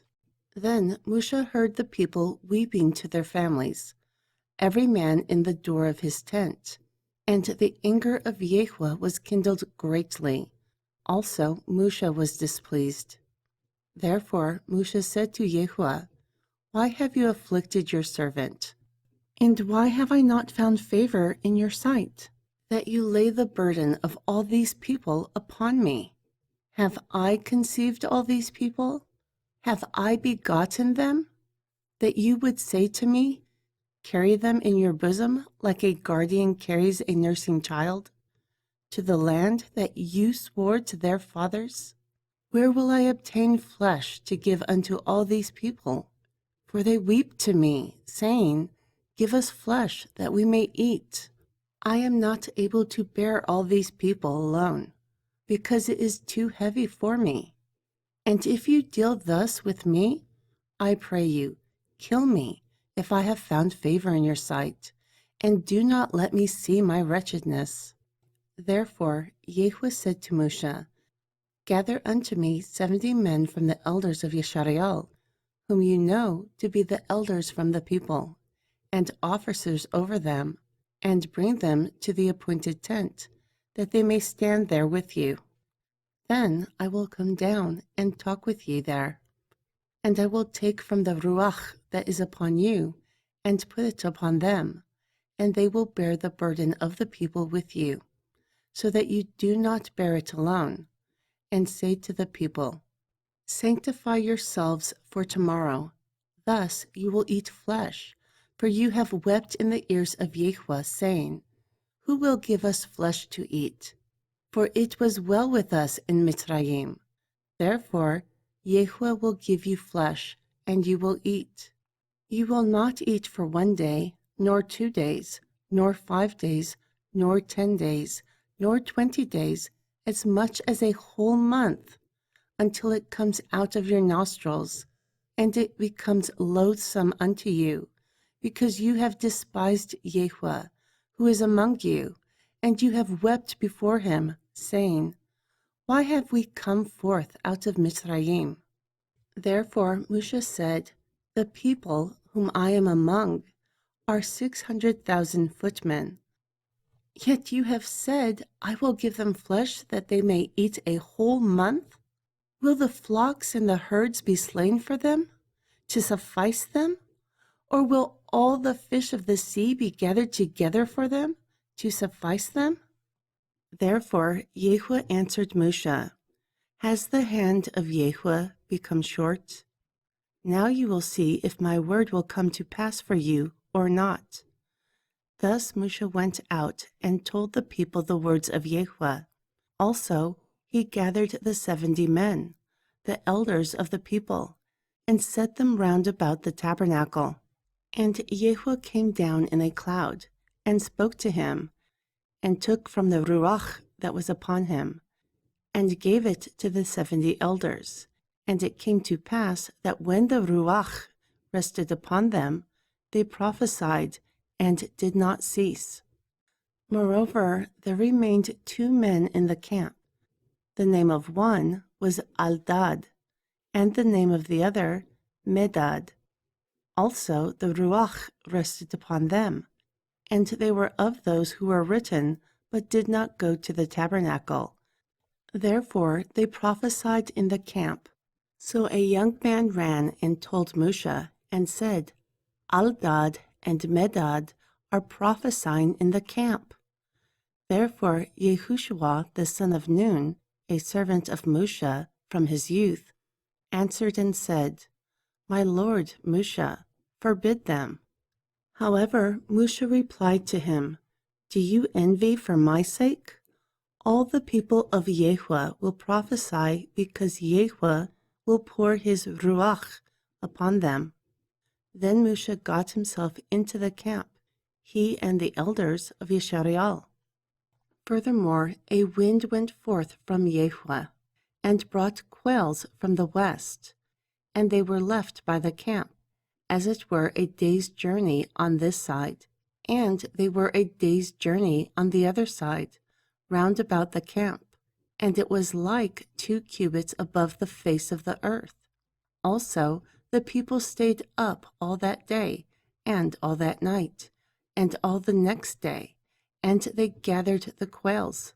The least amount gathered was 10 omers, and they spread out for themselves round about the camp. And while the flesh was still between their teeth, before being chewed, the wrath of YHWH was kindled against the people, and YHWH smote the people with a very great plague. And he called the name of that place Kibrut HaTahuah, graves of lustfulness, because there they buried the people who lusted. The people journeyed from Kibrut HaTahuah to Hatzarut, and abode at Hatzarut. Chapter 12. And Miriam and Aharon spoke against Moshe because of the woman of Cush, whom he had married, for he had married a Cushite woman. And they said, Has YHWH indeed spoke only to Moshe? Has he not spoken to us also? Furthermore, YHWH heard it. Now the man Moshe was the most meek of all the Adam who were on the face of the Adamah. Therefore YHWH suddenly spoke to Moshe, and to Aharon, and to Miriam, You 3 go to the appointed tent. So the 3 of them went. Then YHWH came down in the pillar of a cloud, and stood at the door of the tabernacle. Next he called Aharon and Miriam. So both of them went forth. And he said, Now, hear my words. If there is a prophet among you, YHWH will be known to him in a vision. I will speak to him through a dream. Not so with my servant Moshe. He is accepted by all my house. With him I speak mouth to mouth, and by sight, not with riddles. Moreover, he sees the form of YHWH. So why are you not afraid to speak against my servant Moshe? Furthermore, the anger of YHWH was kindled against them. Therefore he departed. And the cloud departed from off the tabernacle. And behold, Miriam became leprous, white as snow. Then Aharon looked upon Miriam and saw leprosy. So Aharon said to Moshe, Pardon, my lord, I pray you. Do not lay the sin upon us, which we have done foolishly, and in which we have sinned. And do not let her be diseased like the flesh that is half consumed when coming out of his mother's womb. Then Moshe cried unto YHWH, saying, I pray you, heal her now, O all.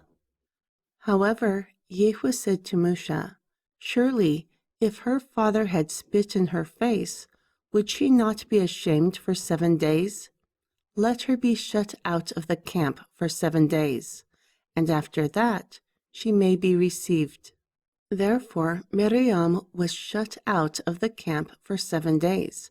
However, the people did not journey until Miriam was brought in, and afterward the people moved from the settlement and pitched in the wilderness of Paran.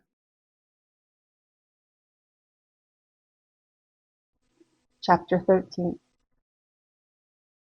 And YHWH spoke to Moshe, saying, Send men for yourself, that they may search the land of Canaan, which I give to the children of Yisrael. You will send a man for each tribe of their fathers. All are leaders among them. Therefore Moshe sent them from the wilderness of Paran by the mouth of YHWH. All the men were heads of the children of Yisrael, and these were their names. For the tribe of Reuben, Shammua, the son of Zakur. For the tribe of Shimon, Shaphath, the son of Huri. For the tribe of Yehuda, Caleb, the son of Yepuneh. For the tribe of Yeshachar, Yegal, the son of Yusuf. For the tribe of Ephraim, Hushea, salvation, the son of Nun. For the tribe of Benjamin, Palthi, the son of Rabuah. For the tribe of Zebulun, Gadiel. All is my fortune, the son of Sudi. For the tribe of Yusuf, of the tribe of Manasseh, Gadi, the son of Susi. For the tribe of Dan, Amiel, the son of Gemali. For the tribe of Asher, Setur, the son of Mikael, who is like all. For the tribe of Naphtali, Nachbi, the son of Huasbi. For the tribe of Gad, Gaual, the son of Maki. These are the names of the men whom Moshe sent to spy out the land. However, Moshe called Hushea, the son of Nun, Yehoshua. YHWH is salvation. Then Moshe sent them to spy out the land of Canaan, and said to them, Go up here through the southern territory, then go up into the mountain, and see the land, what is of it, and the people who dwell in it, whether they are strong or weak, few or many, and what the land is that they dwell in, whether it is good or bad, and what the cities are that they dwell in, whether in tents or in strongholds, and what the land is, fat or lean, whether there is wood in it or not. Moreover, be of good courage, and bring from the fruit of the land. Surely it is the season of the first fruits of grapes. So they went up and searched the land from the wilderness of Tzin to Rechub, as men come to Chemat. Furthermore, they ascended through the southern territory, and came to Hebron, where Ahiman, Sheshai, and Talmai, the children of Anak, were. Now Hebron was built 7 years before Za'an in Mitzrayim. Then they went to the brook of Ashkul, and from there they cut down a branch, joined with a cluster of grapes, and they carried it upon a staff between 2 of them, also the pomegranates and the figs. The place was called the brook of Ashkul, cluster, because of the cluster of grapes which the children of Yeshariel cut down from there. Then, after 40 days, they returned from searching the land. Thus they departed and came to Musha and Aharon and the entire congregation of the children of Yeshariel, to the wilderness of Paran, unto Kadesh. Moreover, they brought back word for them and the entire congregation. Also, they showed them the fruit of the land. Then they described to him and said, "We came to the land where you sent us, and surely it flows with milk and honey, and this is its fruit. However, the people who dwell in the land are strong, and the walled cities are very great. Moreover, we saw the children of Anak there. The Amaleki dwell in the land of the south. Also the Hitti and the Yebusi and the Amori dwell in the mountains. However, the Canaani dwell by the sea and by the coast of Yarden." Then Caleb calmed the people before Musha and said, "Let us go up at once and possess her, for we are well able to take it." However, the men who went up with him said, "We are not able to go up against the people, for they are stronger than us." Furthermore, they brought a bad report of the land they had searched unto the children of Yeshariel, saying, "The land that we passed through eats its inhabitants, and all the people that we saw were mortals of great stature. And there we saw the Nephilim, the sons of Anak, who were from giants. Yet in our own sight we were like grasshoppers, so too we were in their sight." Therefore the entire congregation lifted up their voice and cried, and the people wept that night. Chapter 14. And all the children of Yeshariel murmured against Musha and against Aharon. And the whole congregation said to them, "If only we had died in the land of Mitzrayim, or if only we had died in this wilderness. And why has Yahuwah brought us to this land, to fall by the sword, that our wives and our children will become prey? Would it not be better for us to return to Mitzrayim?" Therefore they said one to another, "Let us make a captain, and let us return to Mitzrayim." So Moshe and Aharon fell upon their faces before the entire assembly of the congregation of the children of Yeshariel. Also Yehushua the son of Nun and Caleb the son of Yepuneh, from those who spied the land, rent their clothes. And they spoke to the whole company of the children of Yeshariel, saying, "The land which we passed through to spy is good, the land is very great. If Yahuwah has delight in us, then he will bring us into this land, and give it to us, a land that flows with milk and honey. Only do not rebel against Yahuwah, nor fear the people of the land, for they are bread for us. Their defense will depart from them, for Yahuwah is with us. Do not fear them." However, the entire congregation said, "Stone them with stones." Therefore the glory of Yahuwah appeared in the appointed tent before all the children of Yeshariel. And Yahuwah said to Moshe, "How long will these people despise me? And how long will they not believe me for all the signs that I have shown among them? I will smite them with pestilence, and disinherit them, and make you a greater and mightier nation than them.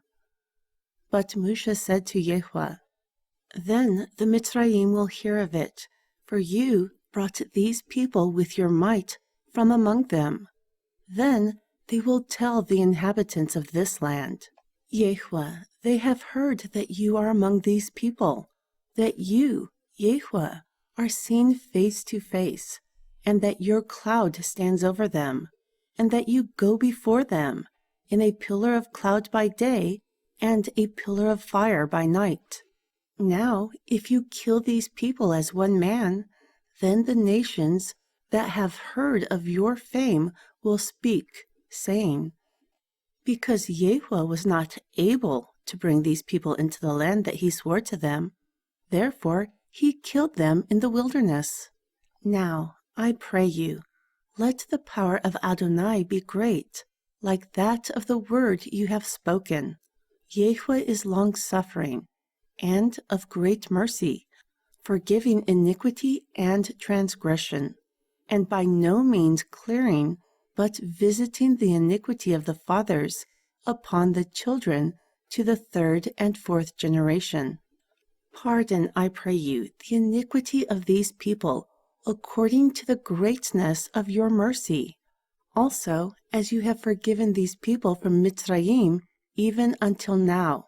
Therefore YHWH said, I will pardon, according to your word.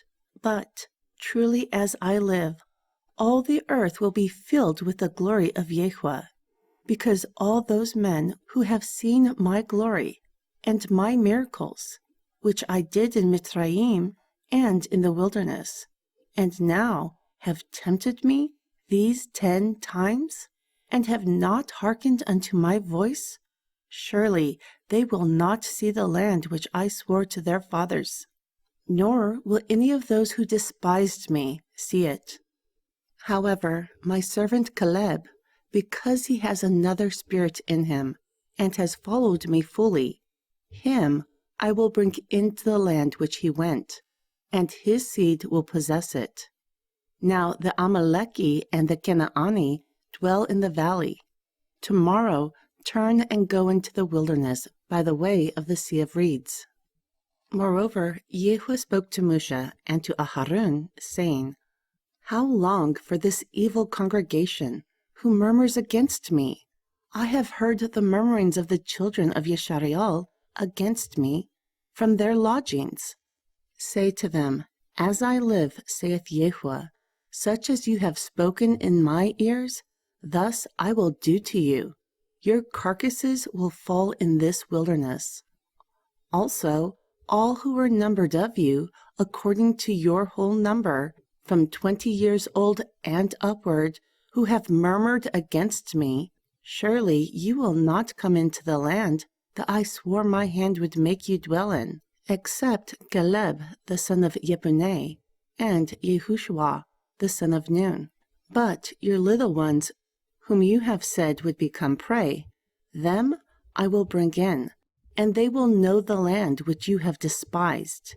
But you, your carcasses will fall in this wilderness. And your children will wander in the wilderness for 40 years, and bear your whoredoms, until your carcasses have wasted in the wilderness, according to the number of days in which you searched the land, 40 days, a year for each day. You will bear your iniquities for 40 years. Therefore you will know my frustration. I, YHWH, have spoken. Surely I will do this to all this evil congregation who have gathered together against me in this wilderness. They will perish, and here they will die. Furthermore, the men whom Moshe sent to search the land, who returned and made all the congregation murmur against him by bringing slander upon the land, those men who brought the bad report upon the land died by the plague before YHWH. But Yehoshua the son of Nun, and Caleb the son of Jephunneh, from the men who went to spy the land, lived. Furthermore, Moshe told these sayings to all the children of Yeshariel, And the people mourned greatly. And they rose up early in the morning and got themselves into the top of the mountain, saying, Here we are, and we will ascend to the place that YHWH has promised, for we have sinned. However, Moshe said, Why is this? You are transgressing the mouth of YHWH. For this you will not prosper. Do not go up, for YHWH is not with you, so that you are not smitten before your enemies. For the Amaleki and the Canaani are there before you, and you will fall by the sword, because you have turned away from YHWH. Therefore YHWH will not be with you. However, they had boldness to ascend to the hilltop, yet the ark of the covenant of YHWH and Moshe did not leave the camp. Therefore the Amaleki and the Canaani who dwelt in that hill came down and attacked them and defeated them as far as Carmah. Chapter 15. And YHWH spoke to Moshe, saying, Speak to the children of Yisrael, and say to them, When you come into the land of your habitations, which I give to you, and make an offering by fire unto YHWH, an ascension offering, or a sacrifice in performing a vow, or in a free will offering, or during your appointed times, to make a sweet savor unto YHWH, from the herd or from the flock, then he will bring his offering unto YHWH, bringing a gift offering of 1/10 deal of flour mingled with 1/4 hin of oil. Also you will prepare with the ascension offering or sacrifice 1/4 hin of wine for a drink offering for a lamb. Or for a ram you will prepare a gift offering of 2/10 deals of flour mingled with 1/3 hin of oil. And for its drink offering you will offer 1/3 hin of wine, a sweet savor unto YHWH. However, when you make a young cattle an ascension offering, or a sacrifice to fulfill a vow, or restorations unto YHWH, then you will bring with the young cattle a gift offering of 3/10 deals of flour mingled with 1/2 a hin of oil. Also you will bring for its drink offering 1/2 a hin of wine by fire, a sweet savor unto YHWH. Thus it will be done for each ox, and for each ram, and for each lamb, among the sheep or goats. According to the number, you will prepare like this. You will do to each one according to their number. All who are born of the country will do these things after this manner to approach the fire, a sweet savor unto YHWH. Also, if an immigrant sojourns with you, or whosoever is among you in your generations, and offer an offering made by fire of a sweet savor unto YHWH, as you do, so too he will do. The congregation and the immigrant have this same custom forever, throughout their generations, like you are a sojourner before YHWH. One teaching and one guideline will be for you and for the immigrant who sojourns among you. Then YHWH spoke to Moshe, saying, Speak to the children of Yisrael, and say to them, When you come into the land where I bring you, then it will be that when you eat of the bread of the land, you will offer up an exalted offering unto YHWH. You will offer up a cake from the first of your bread for an exalted offering, like the exalted offering of the threshing floor. Thus you will exalt it. From the first of your bread you will give it unto YHWH, an exalted offering during your generations. However, if you have erred and not observed all these commandments which YHWH has spoken to Moshe, all that YHWH commanded by the hand of Moshe, from the day that YHWH commanded them and henceforth, throughout your generations, Then it will be, if the congregation intentionally commits it from ignorance, then all the congregation will offer one young bull of the cattle for an ascension offering, for a sweet savor unto YHWH, with its gift offering and its drink offering according to the guideline. Also for a sin offering, one kid from the goats. And the priest will make an atonement for all the congregation of the children of Yisrael, and it will be forgiven them. For it was ignorance. Thus they will bring their offering, a sacrifice made by fire unto YHWH, and their sin offering before YHWH, for their ignorance. Therefore the entire congregation of the children of Yisrael and the immigrant who sojourns among them will be forgiven, seeing that all the people were ignorant. Also, if any soul sins through ignorance, then he will bring a she-goat of the first year for a sin offering. And the priest will make an atonement for the soul that sins ignorantly, when he sins by ignorance before YHWH, to make an atonement for him, and it will be forgiven him. You will have one teaching for him whom sins through ignorance, him whom is born among the children of Yisrael, and for the immigrant who sojourns among them. But the soul who knowingly sins, whether born in the land or a sojourner, the same denounces YHWH. Therefore that soul will be cut off from among his people, because he has despised the word of YHWH, and has broken his commandment. That soul will be utterly cut off. His iniquity will be upon him. Furthermore, while the children of Yisrael were in the wilderness, they found a man who gathered sticks during the day of Shabbat. And those who found him gathering sticks brought him to Moshe and Aharon, and to the entire congregation. And they put him in ward, because it was not declared what would be done to him. Therefore YHWH said to Moshe, surely the man will be put to death. All the congregation will stone him with stones outside the camp. Then the entire congregation brought him outside the camp and stoned him with stones. Thus he died, as YHWH commanded Moshe.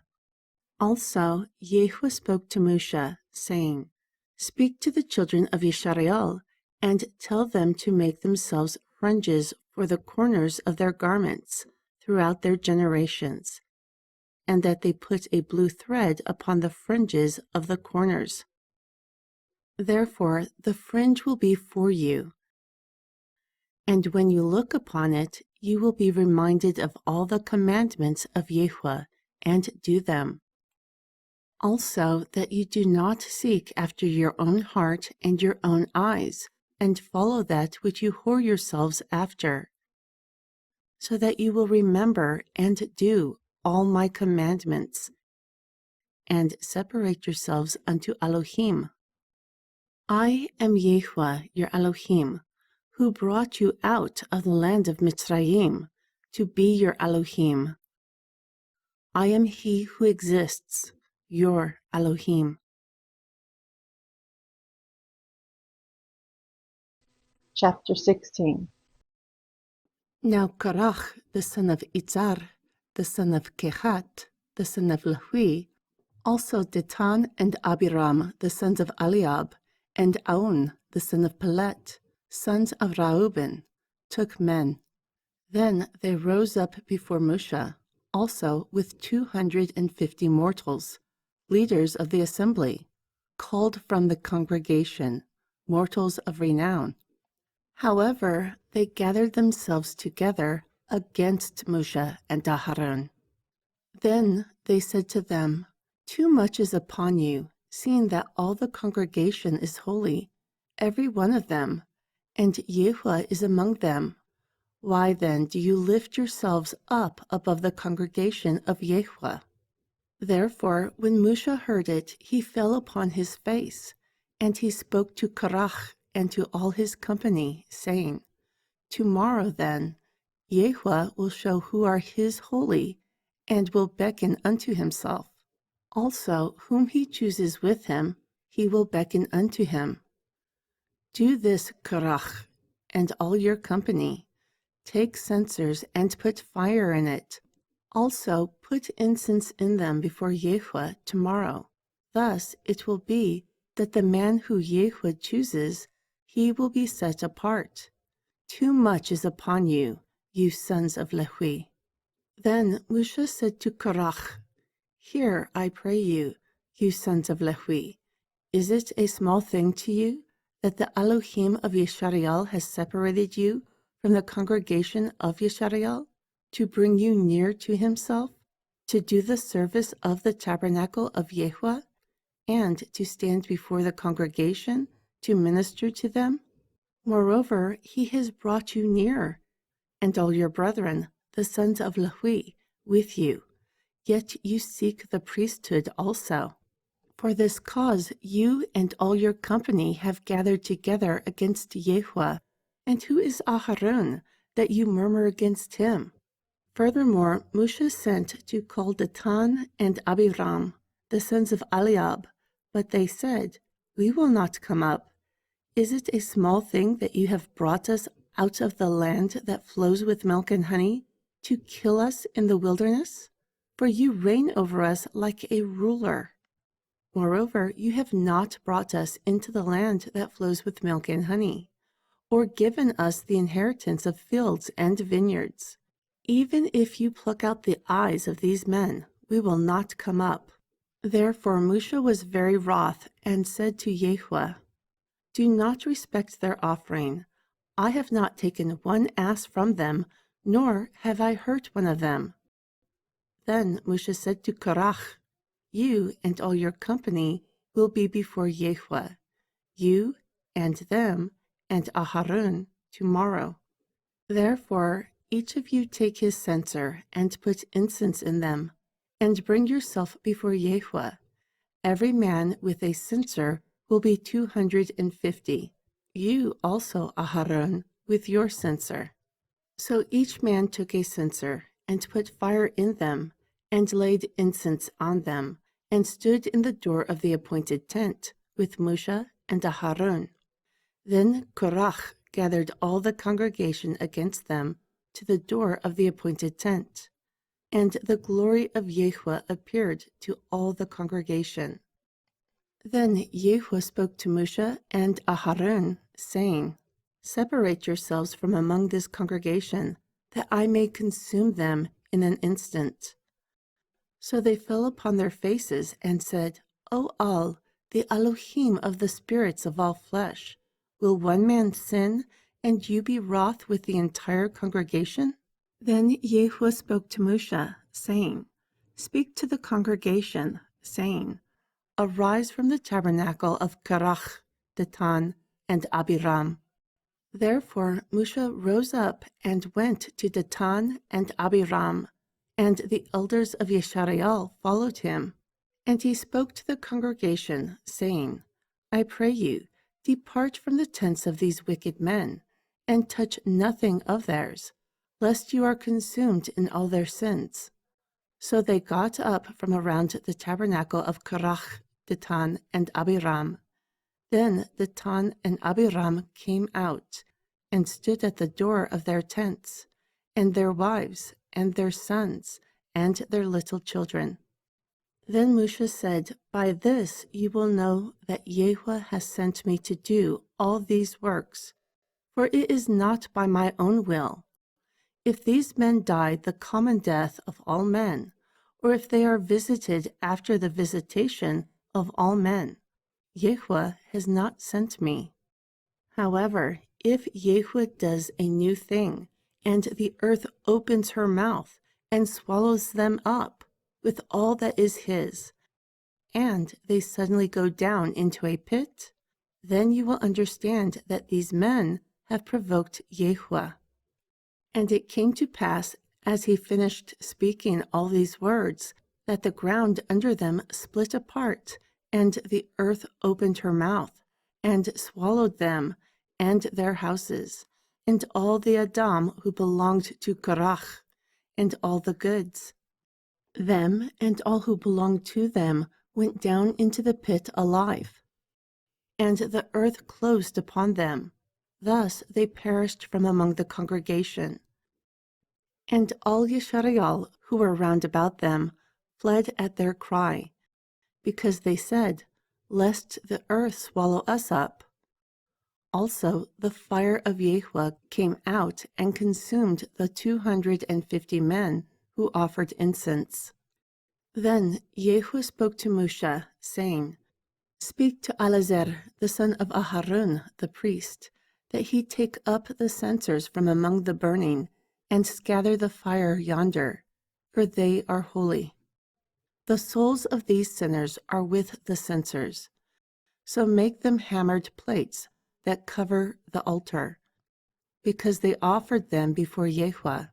Therefore they are holy, and they will be a sign to the children of Yisrael. So Eleazar the priest took the copper censers which those who were burnt had offered, and he hammered a covering of the altar, a reminder for the children of Yisrael that no unauthorized who is not of the seed of Aharon may come near to offer incense before YHWH, like Korach and his company, as YHWH said to him by the hand of Moshe. Chapter 17. And on the next day, the entire congregation of the children of Yisrael murmured against Moshe and Aharon, saying, You have killed the people of YHWH. And it came to pass when the congregation was gathered against Moshe and Aharon, that they looked towards the appointed tent, and saw the cloud that covered it. Also the glory of YHWH appeared. Therefore Moshe and Aharon came before the appointed tent. Then YHWH spoke to Moshe, saying, Get yourself up from among this congregation, that I may consume them in an instant. But they fell upon their faces. Then Moshe said to Aharon, Take a censer, and put fire in it from off the altar, and put on incense, and go quickly into the congregation, and make an atonement for them. For wrath has gone out from YHWH, a plague has begun. Therefore Aharon took as Moshe commanded, and ran into the midst of the congregation. And behold, the plague had begun among the people. Then he put on the incense, and made an atonement for the people. Also he stood between the dead and the living. Therefore the plague was contained. Now those who died in the plague were 14,700, besides those who died upon the word of Korach. Then Aharon returned to Moshe, to the door of the appointed tent. Thus the plague was contained. And YHWH spoke to Moshe, saying, Speak to the children of Yisrael, that every one of them, according to the house of their fathers, take a branch for all their princes, 12 branches according to the house of their fathers. You will write every man's name upon his branch. Also you will write Aharon's name upon the branch of thhe, because one branch will be for the head of the house of their fathers. And you will lay them up in the appointed tent before the testimony, where I will meet with you. Then it will come to pass that the man's branch whom I have chosen will blossom. Thus I will end for myself the murmurings of the children of Yisrael, which they murmur against you. Therefore Moshe spoke to the children of Yisrael, and each one of their princes gave him a branch apiece, one for each prince, 12 branches according to their fathers' houses. Also the branch of Aharon was among their branches. And Moshe laid up the branches before YHWH in the tabernacle of witness. And it came to pass that on the next day Moshe went into the tabernacle of witness, and behold, the branch of Aharon for the house of thhe had budded, and brought forth buds, and bloomed blooms, and yielded almonds. Therefore Moshe brought out all the branches from before Yahweh to the children of Yisrael, and they looked, and each man took his branch. And Yahweh said to Moshe, Bring Aharon's branch again before the testimony, to be kept for a sign against the rebels. Thus you will end their murmurings from me, so that they do not die. Then Moshe did as Yahweh commanded him. Thus he did. And the children of Yisrael spoke to Moshe, saying, Behold, we will perish. All of us, we will perish. Surely all who come towards the tabernacle of Yahweh will die. Should everyone perish? Chapter 18. And Yahweh said to Aharon, You and your sons and your father's house with you will bear the iniquity of the sanctuary. Also, you and your sons with you will bear the iniquity of your priesthood. Moreover, your brethren of the tribe of Lehi, the tribe of your father, are beckoned with you, that they may be joined unto you and serve you. But you and your sons with you will be before the tabernacle of witness.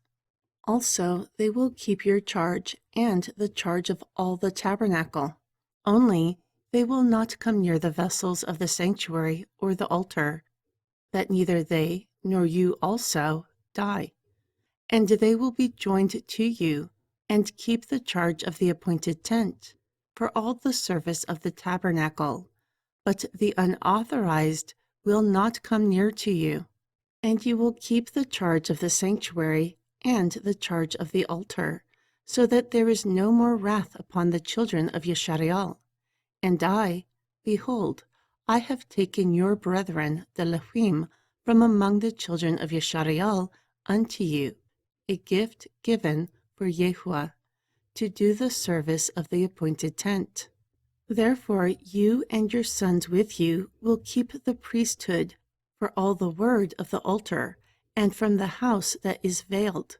And you will serve the service that I have given to you, the priesthood.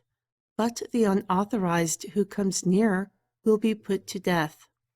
Then Yahuwah spoke to Aharon, Behold, also I have given you the charge of my exalted offerings of all the holies from the children of Yisrael. Unto you and your sons I have given them by reason of the anointing, as a continual custom. This will be yours from the Holy of Holies, from the fire, all of their offerings, all of their gift offerings, and all of their sin offerings, and all of their shame offerings, which they render unto me, will be holy of holies for you and your sons. You will eat it in the Holy of Holies. Every male will eat it. It will be set apart for you. Also, this is yours, the exalted offering of their gift, with all the shaken offerings of the children of Yisrael. I have given them unto you, and to your sons, and to your daughters with you, for a continual custom. Everyone who is clean in your house will eat of it. All the best of the oil, and all the best of the wine, and of the wheat, the first fruits of them which they will offer unto Yahweh, them I have given unto you. All the first fruits in the land which they bring unto Yahweh will be yours. Everyone who is clean in your house will eat of it. Everything devoted in Yisrael will be yours. Everything that opens the womb in all flesh which they bring unto Yahweh, whether from Adam or from beast, will be yours. Nonetheless, the firstborn of Adam, surely you will redeem, and the firstling of unclean beasts you will redeem. And those who are to be redeemed from a month old you will redeem, according to your estimation, for 5 shekels, after the shekel of the sanctuary, which is 20 gerahs. But the firstling of an ox, or the firstling of a sheep, or the firstling of a goat, you will not redeem. They will be set apart. You will sprinkle their blood upon the altar, and burn their fat, an offering made by fire, for a sweet savor unto YHWH. Therefore their flesh will be yours, like the shaken breast and the right shoulder are yours. All the exalted offerings of the holies, which the children of Yisrael offer to YHWH, I have given to you, and your sons, and your daughters with you, for a continual custom. It is a covenant of salt, forever before YHWH, to you and to your seed with you.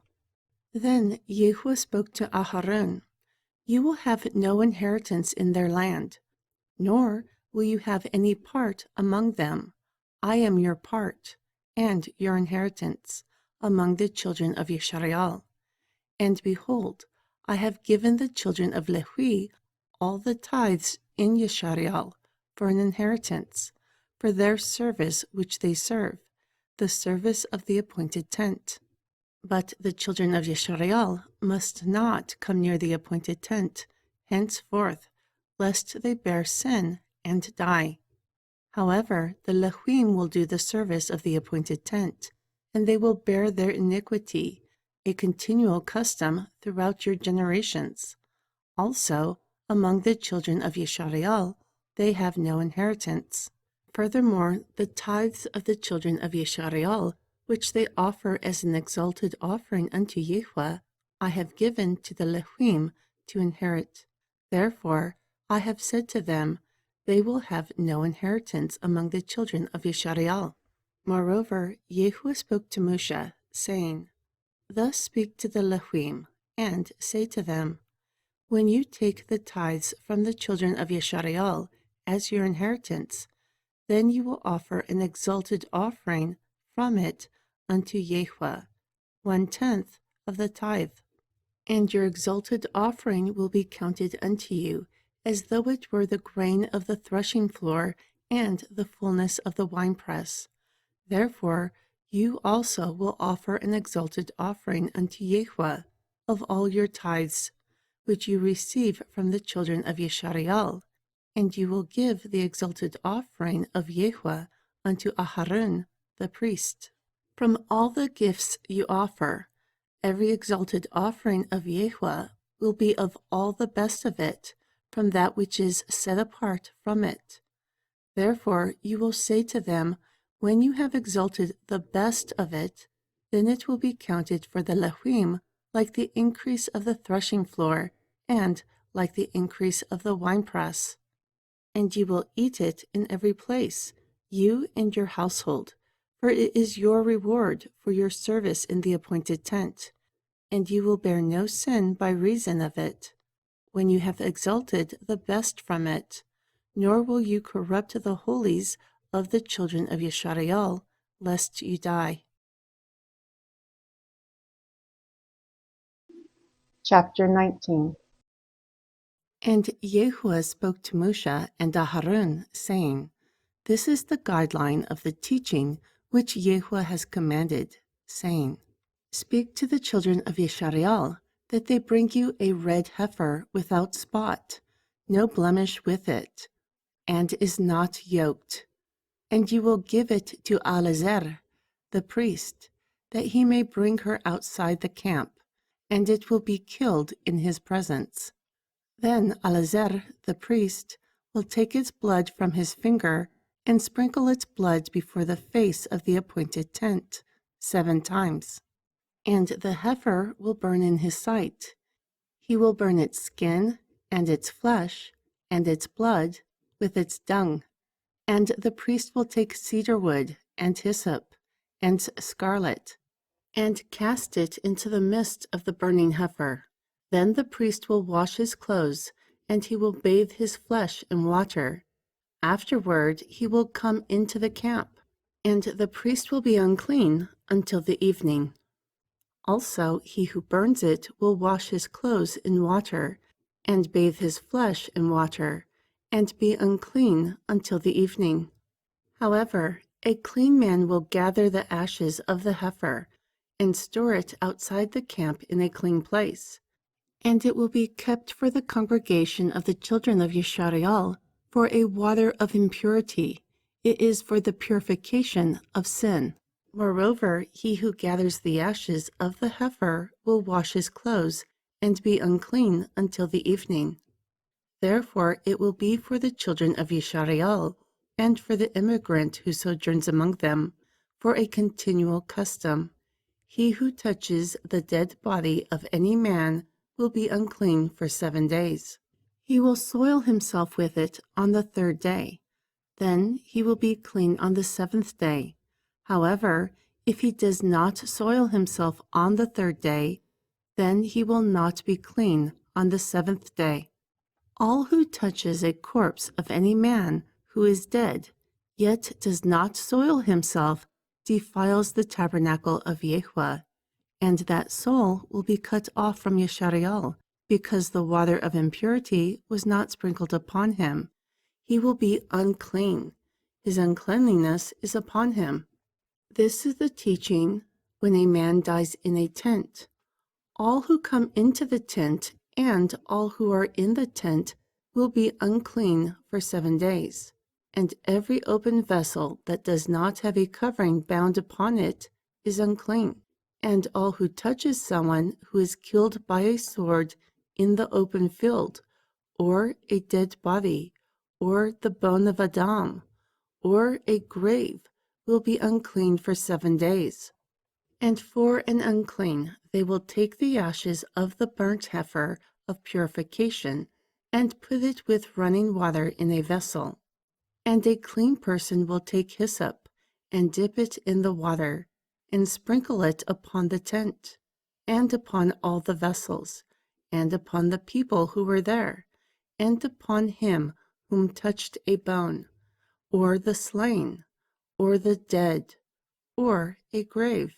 Therefore, a clean person will sprinkle upon the unclean on the 3rd day, and on the 7th day. Thus he is unclean on the 7th day. However, he will wash his clothes and bathe in water, and be clean at evening. But the man who will be unclean and not soil himself, that soul will be cut off from among the congregation, because he has defiled the sanctuary of YHWH. The water of impurity had not been sprinkled upon him. He is unclean.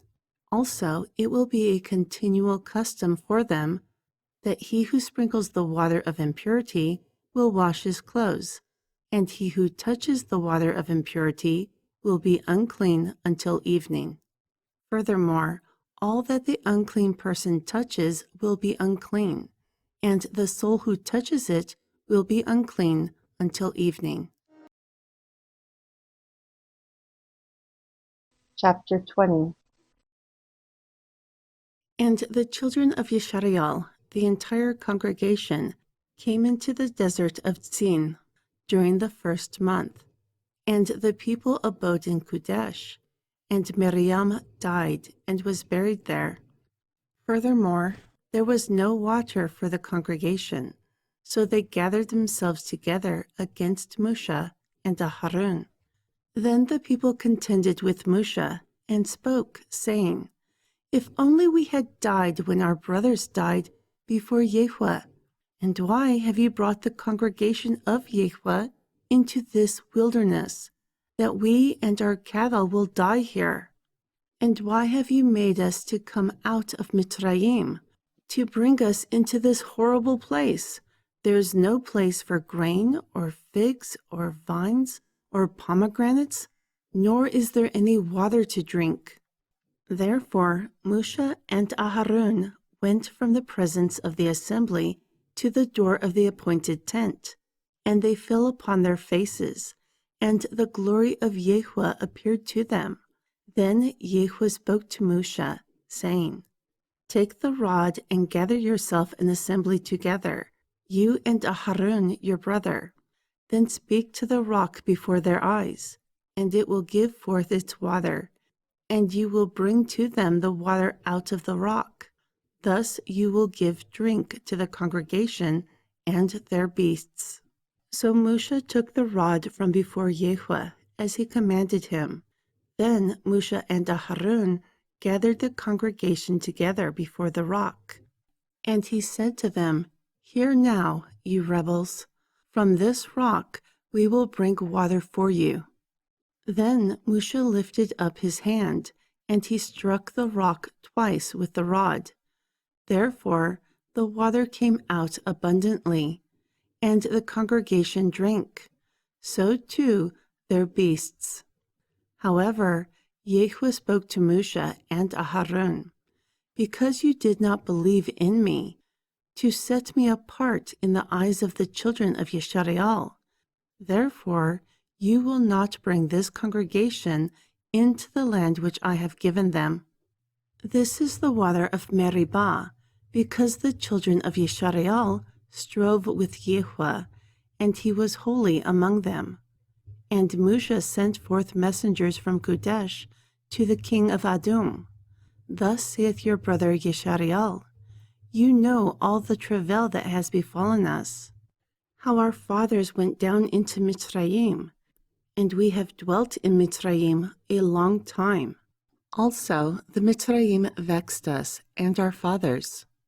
However, when we cried unto YHWH, he heard our voice, and sent an angel, and has brought us forth out of Mitzrayim.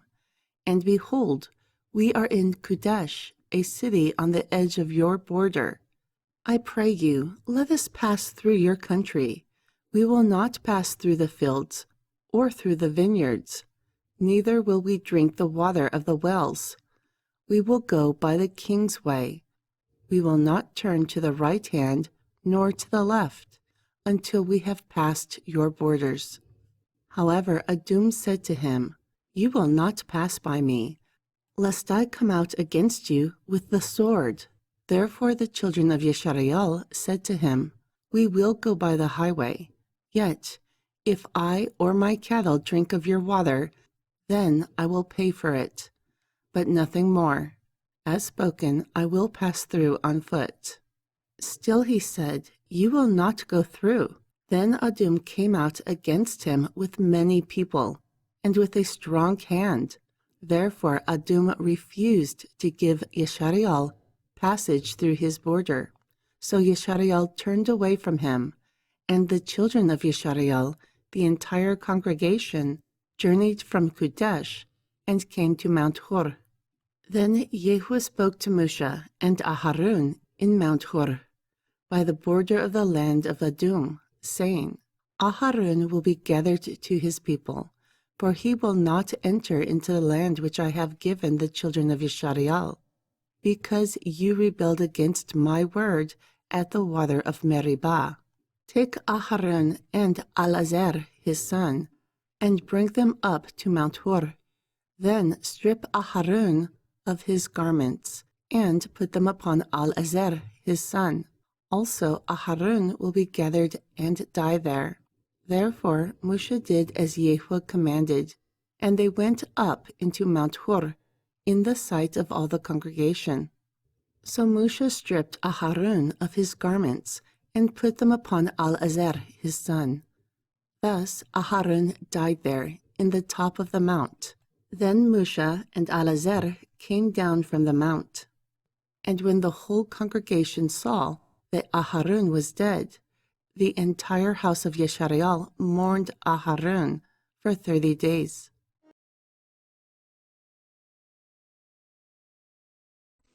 Chapter 21. And Arad, king of the Canaani, who dwelt in the south, heard tell by the way of spies that Yisrael came. Then he fought against Yisrael, and took prisoners from them. So Yisrael vowed a vow unto YHWH, and said, "Surely if you will deliver these people into my hand, then I will utterly destroy their cities." Therefore YHWH hearkened unto the voice of Yisrael, and delivered the Canaani, and they utterly destroyed them and their cities. Also they called the name of the place Carmah. And they journeyed from Mount Hor by the way of the Sea of Reeds, to encompass the land of Edom, and the soul of the people was very discouraged because of the way. So the people spoke with Elohim and Moshe, "Why have you brought us up from Mitzrayim to die in the wilderness, for there is no bread, no water, and our soul loathes this cursed bread. Therefore YHWH sent fiery serpents among the people, and they bit the people, and several people of Yeshareal died. Then the people came to Moshe and said, "We have sinned, for we have spoken against YHWH and against you. Pray unto YHWH that he take away the serpents from us." So Moshe prayed for the people. And YHWH said to Moshe, "Make yourself a fiery serpent, and set it upon a pole. And it will come to pass that everyone who is bitten, when he looks upon it, will live." Therefore Moshe made a copper serpent, and put it upon a pole. And it came to pass that if any man was bitten by the serpent, when he beheld the copper serpent, he lived. Then the children of Yeshareal set forth and pitched in Outbut. Next they journeyed from Outbut and pitched at the ruins of the Aibarim in the wilderness, which was above the presence of Moab, from the rising sun. From there they journeyed and pitched in the valley of Zered. From there they journeyed and pitched on the other side of Arnun, which is in the wilderness that comes out of the coast of the Amori. For Arnun is the border of Moab, between the Moab and the Amori. Therefore it is said of YHWH in the Book of Wars, what he did in the Sea of Reeds, and in the brooks of Arnun, and at the streams of the brooks that goes down into the dwelling of Ar, and lies upon the border of Moab. And from there to a well. This is the well that YHWH spoke to Moshe, "Gather the people together, and I will give them water." Then Yeshareal sang this song, "Spring up, O well, sing unto it." By a decree, the princes dug the well with volunteers of the people, with their staves. Then from the wilderness towards Matana, and from Matana to Nachaliel, and from Nachaliel to Bamut, and from the valley of Bamut, which is in the country of Moab, to the top of Pisgah, which looks towards Yeshimun. Then Yeshareal sent messengers to Sihon, king of the Amori, saying, "Let me pass through your land. We will not turn into the fields or into the vineyards. We will not drink of the water of the well. We will go along the king's way until we have passed your borders." However, Sihon would not suffer Yeshareal to pass through his border. Instead, Sihon gathered all his people together and went out against Yeshareal into the wilderness. Then he came to Yahaz and fought against Yeshareal.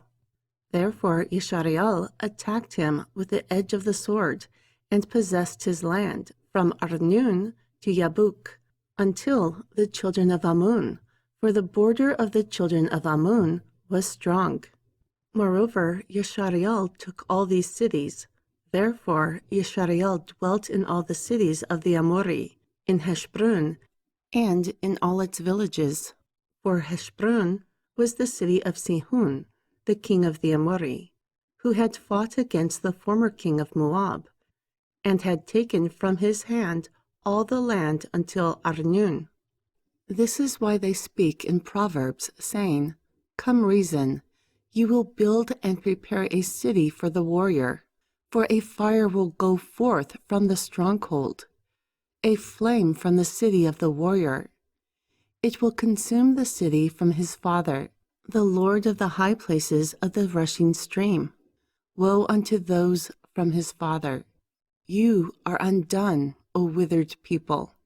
He has given his sons and daughters who escape into captivity unto the warrior king, who speaks, 'Let us teach the dead logic by wasting and destruction, which is by the blast of the strong water.'" Furthermore, Yeshareal dwelt in the land of the Amori, and Moshe sent to spy out Yeazer, and they took the villages of it, and drove out the Amori who were there. And they turned and went up by the way of Bashan, And Og, the king of Bashan, went out against them, he and all his people, to the battle of YHWH. And YHWH said to Moshe, "Do not fear him, for I have delivered him into your hands, and all his people, and his land. And you will do unto him as you did to Sihon, king of the Amori, who dwelt in Heshbon." So they attacked him and his sons and all his people until there was no remnant left of him, and they possessed his land.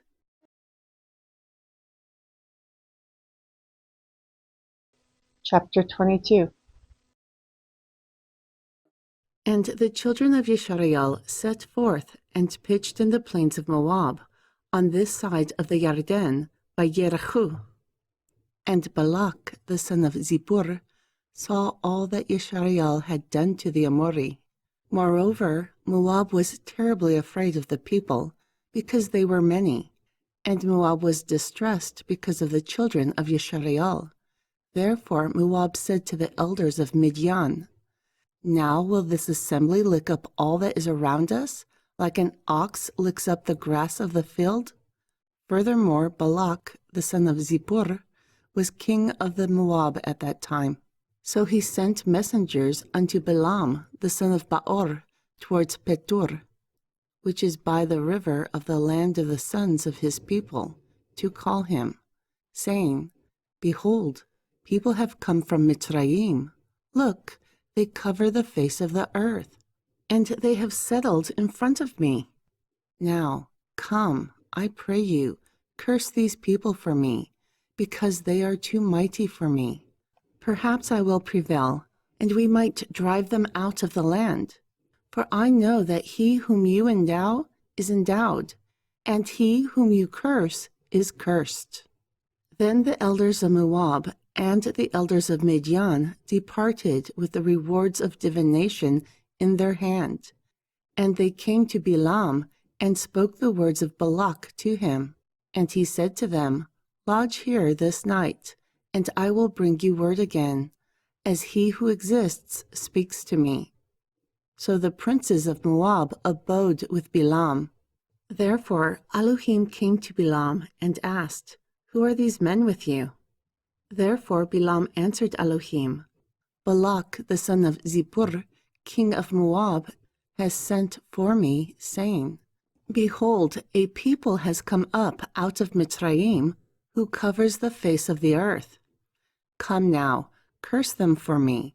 Perhaps I will be able to overcome them and drive them out."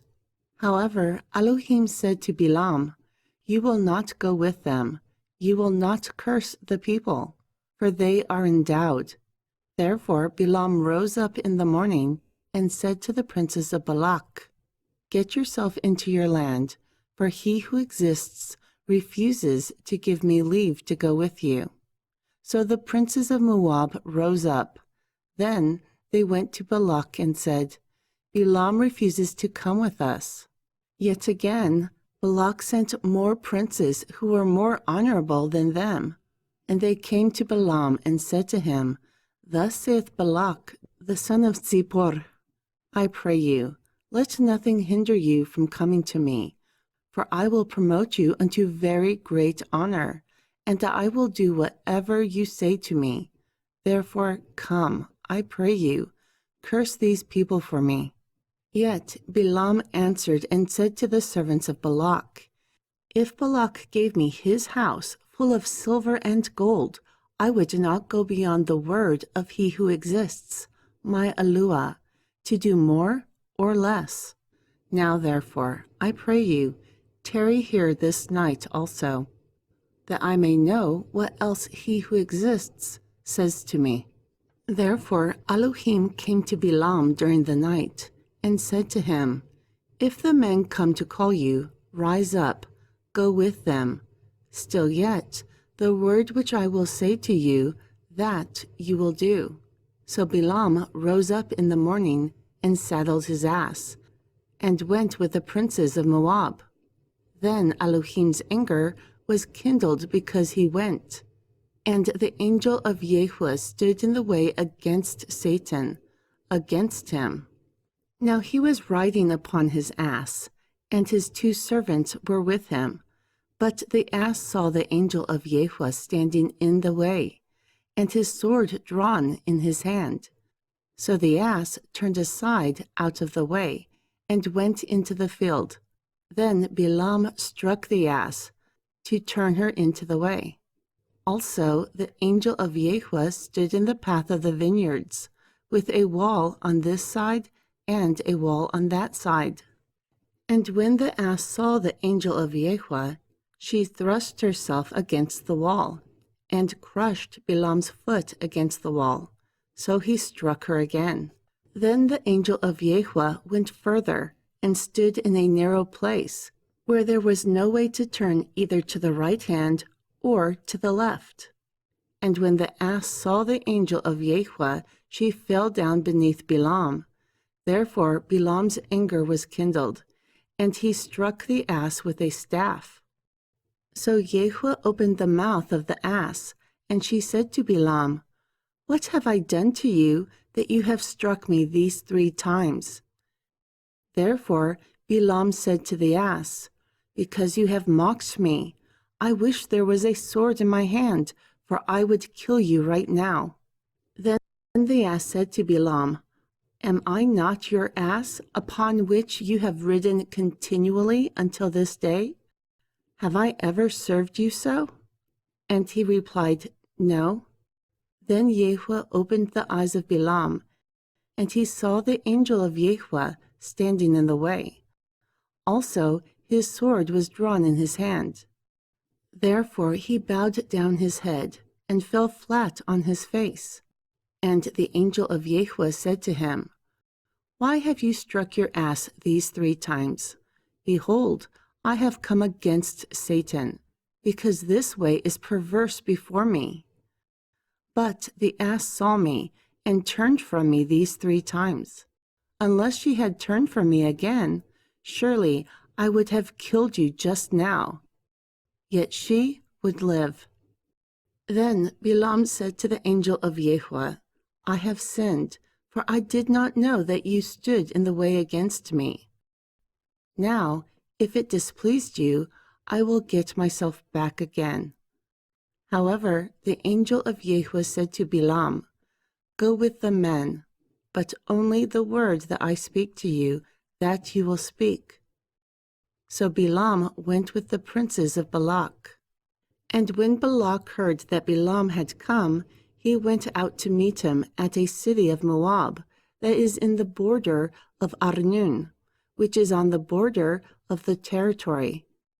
And Balak said to Balaam, "Did I not earnestly send for you, calling you? Why did you not come to me? Indeed, am I not able to promote you unto honor?" Then Balaam said to Balak, "Look, I have come to you. Now I have no authority to say anything. The word that Elohim puts in my mouth, that I will speak." Then Balaam went to Balak, and they came outside the city streets. Furthermore, Balak offered oxen and sheep, and sent them to Balaam, and to the princes that were with him.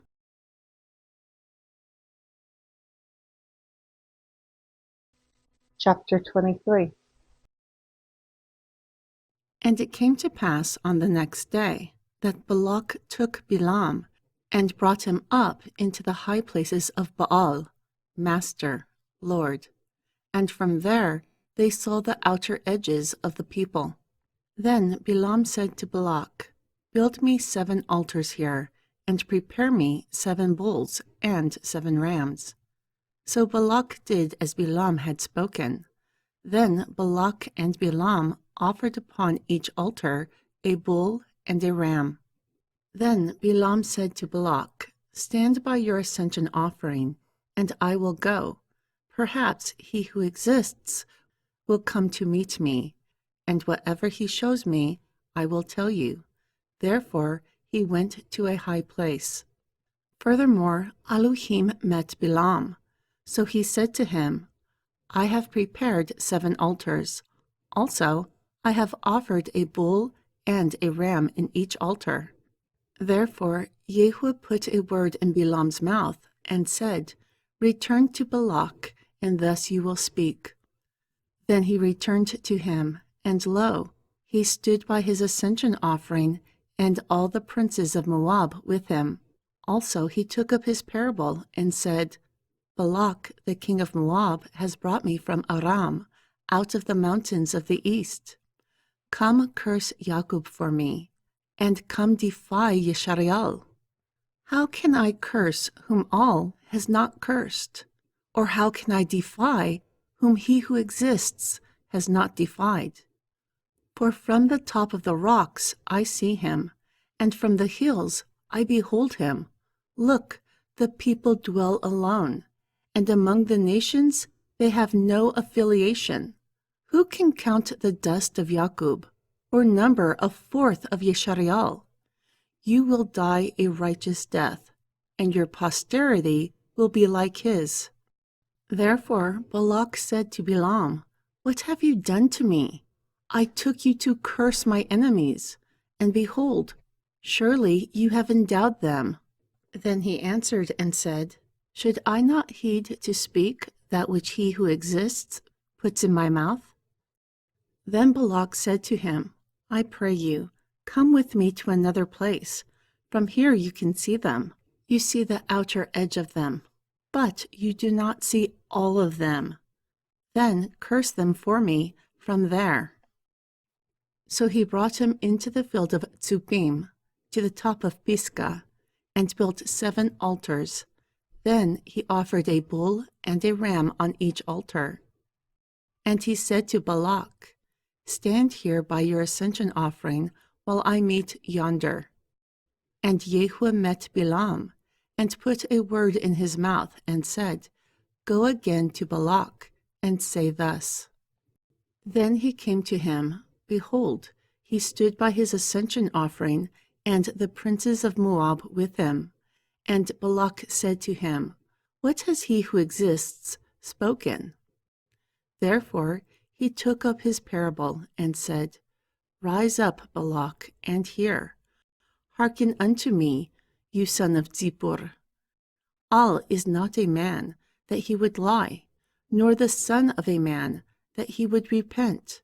Has he said and not done? Or has he spoken and not made it good? Behold, I have approved an endowment. He is endowed, and I will not reverse it. He has not beheld iniquity in Jacob, nor has he seen perverseness in Yeshariel. He who exists, his Elohim, is with him, and the shout of a king is among them. Al brought them out of Mitzrayim. He has horns like a wild ox. For there is no divination within Jacob, nor is there any witchcraft within Yeshariel. Like now it is said of Jacob and of Yeshariel, What will Al do? Behold, the people will rise up as a great lion, and lift himself up as a young lion. He will not lie down until he eats of prey, and drinks the blood of the slain. Then Balak said to Balaam, Don't curse them, but don't endow them. So Balaam answered and said to Balak, Did I not tell you, saying, All that he exists speaks, that I must do? Then Balak said to Balaam, I pray you, come, I will bring you to another place. Perhaps it will please Elohim that you curse them for me from there. So Balak brought Balaam to the top of Peor, which overlooks the face of the wasteland. And Balaam said to Balak, Build me 7 altars here, and prepare me 7 bulls and 7 rams. Therefore Balak did as Balaam had said. Thus he offered a bull and a ram on each altar. However, when Balaam saw that it pleased Yahweh to endow Yeshariel, he did not go like the other times, to seek divinations. Instead, he set his face towards the wilderness. And Balaam lifted up his eyes, and he saw Yeshariel abiding according to their tribes. Moreover, the Ruach of Elohim came upon him. Then he took up his parable and said, The utterance of Bilam, the son of Be'ar, and the utterance of a mighty man with uncovered eyes, the utterance of him who hears the sayings of all, he who sees the vision of Shaddai, falling down with uncovered eyes. How goodly are your tents, O Yaqub, your tabernacles, O Yeshariel. Like the valleys, they are spread forth, like gardens by the river, like the aloe trees that were planted by he who exists, like cedar trees beside the waters. He will pour the water out of his buckets, and his seed will be in many waters, and his king will be higher than Agag.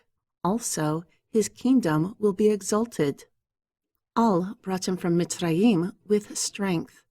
Like a wild ox, he will eat up the nations of his enemies, and he will break their bones. Also, his arrows will pierce. Crouching, he lies down like a lion. Yet, like a great lion, who will stir him up? Endowed is he who endows you, and cursed is he who curses you. Therefore Balak's anger was kindled against Bilam, so he clapped his hands together. Then Balak said to Bilam, I called you to curse my enemies. Behold, surely you have endowed these 3 times. Now flee to your place. I thought to promote you with great honor, but lo, he who exists has withheld honor from you.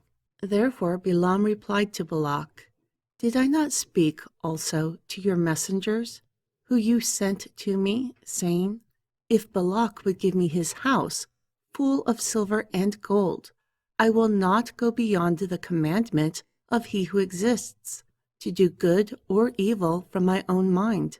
What he who exists says, that I must speak. Now behold, I will go to my people. Come, I will advise you what these people will do to your people in the latter days. So he took up his parable and said, The utterance of Bilam, the son of Beor, and the utterance of the mighty man with uncovered eyes, the utterance of him who hears the words of all, and he who knows the knowledge of the Most High, from a vision of Shaddai, falling with his eyes uncovered. I saw him, but not now. I beheld him, but not near. There will come a star out of Yaqub, and a scepter will rise out of Yeshariel, and smite the corners of Moab, and dig up all the children of Shet. And Adum will be an inheritance. Also, Sha'er will be an inheritance of his enemies. Thus Yeshariel will do valiantly. Furthermore, he who has dominion will come from Yaqub, and destroy those who remain from the city. Then he looked upon Amalek. He took up his parable and said, The dweller of the valley was the first of the nations, but his posterity will be destroyed forever. Then he looked on the Keni, and took up his parable and said, Strong is your dwelling place, and you have nested in a rock. For if it becomes a burnt possession, by what wall will you become captive? Furthermore, he took up his parable and said, Woe! Who will live when all does this? Alas, there will be ships with the strength of Kittim. Also, he will afflict Ashur and afflict Aiber. So too they will be destroyed forever. Then Bilam rose up and left. Therefore he returned to his place. Also Balak went his way.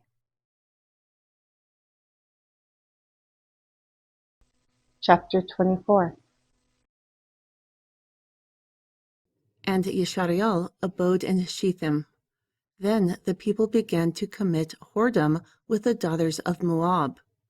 Also they called the people for sacrifices unto their deities. Moreover, the people ate and bowed down to their deities. Furthermore, Yeshariel joined himself to Baal Paor. Therefore the anger of YHWH was kindled against Yeshariel, and YHWH said to Moshe, Take all the leaders of the people, and hang the offenders before YHWH in front of the sun, that the fierce anger of YHWH may be turned away from Yisrael. Therefore Moshe said to the judges of Yisrael, Slay each mortal who joined unto Baal Peor. And behold, one of the children of Yisrael came and brought to his brethren a Midianite woman in the sight of Moshe, and in the sight of the entire congregation of the children of Yisrael, who were weeping before the door of the appointed tent. And when Phinehas, the son of Eleazar, the son of Aharon, the priest, saw it, he rose up from among the congregation and took a javelin in his hand. Then he went after the man of Yisrael into the tent, and he thrusted it through the belly of them both, the man of Yisrael and the woman. Therefore the plague was contained from the children of Yisrael. However, those who died during the plague were 24,000. And YHWH spoke to Moshe, saying, Phinehas, the son of Eleazar, the son of Aharon, the priest, has turned my wrath away from the children of Yisrael, while he was zealous for my sake among them. Thus I did not consume the children of Yisrael with my jealousy.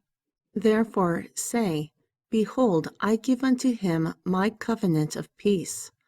Moreover, he will have it, and his seed after him, the covenant of an everlasting priesthood, because he was zealous for his Elohim, and made an atonement for the children of Yisrael.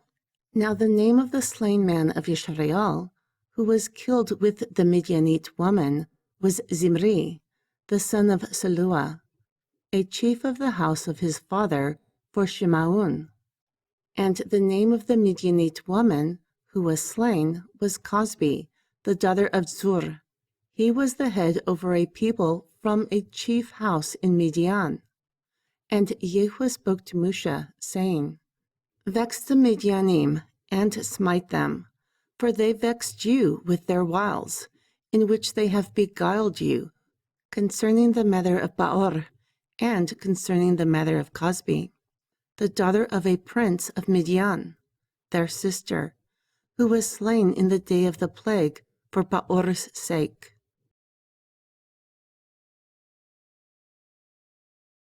Chapter 25.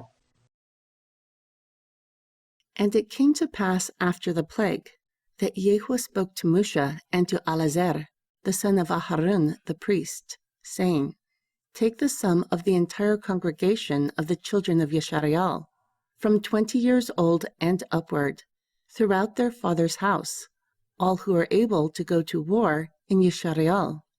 Therefore Moshe and Eleazar the priest spoke with them in the plains of Moab, by Yarden of Yericho, saying, From the son who is 20 years old and upward, as YHWH commanded Moshe and the children of Yisrael, who came from the land of Mitzrayim.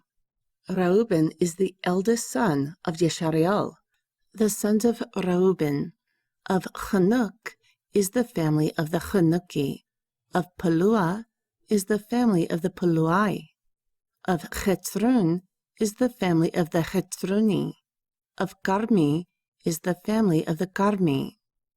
These are the families of the Reubeni, and those who are numbered of them is 43,730. Furthermore, the son of Peluah is Eliab. Moreover, the sons of Eliab are Nemuel and Detan and Abiram.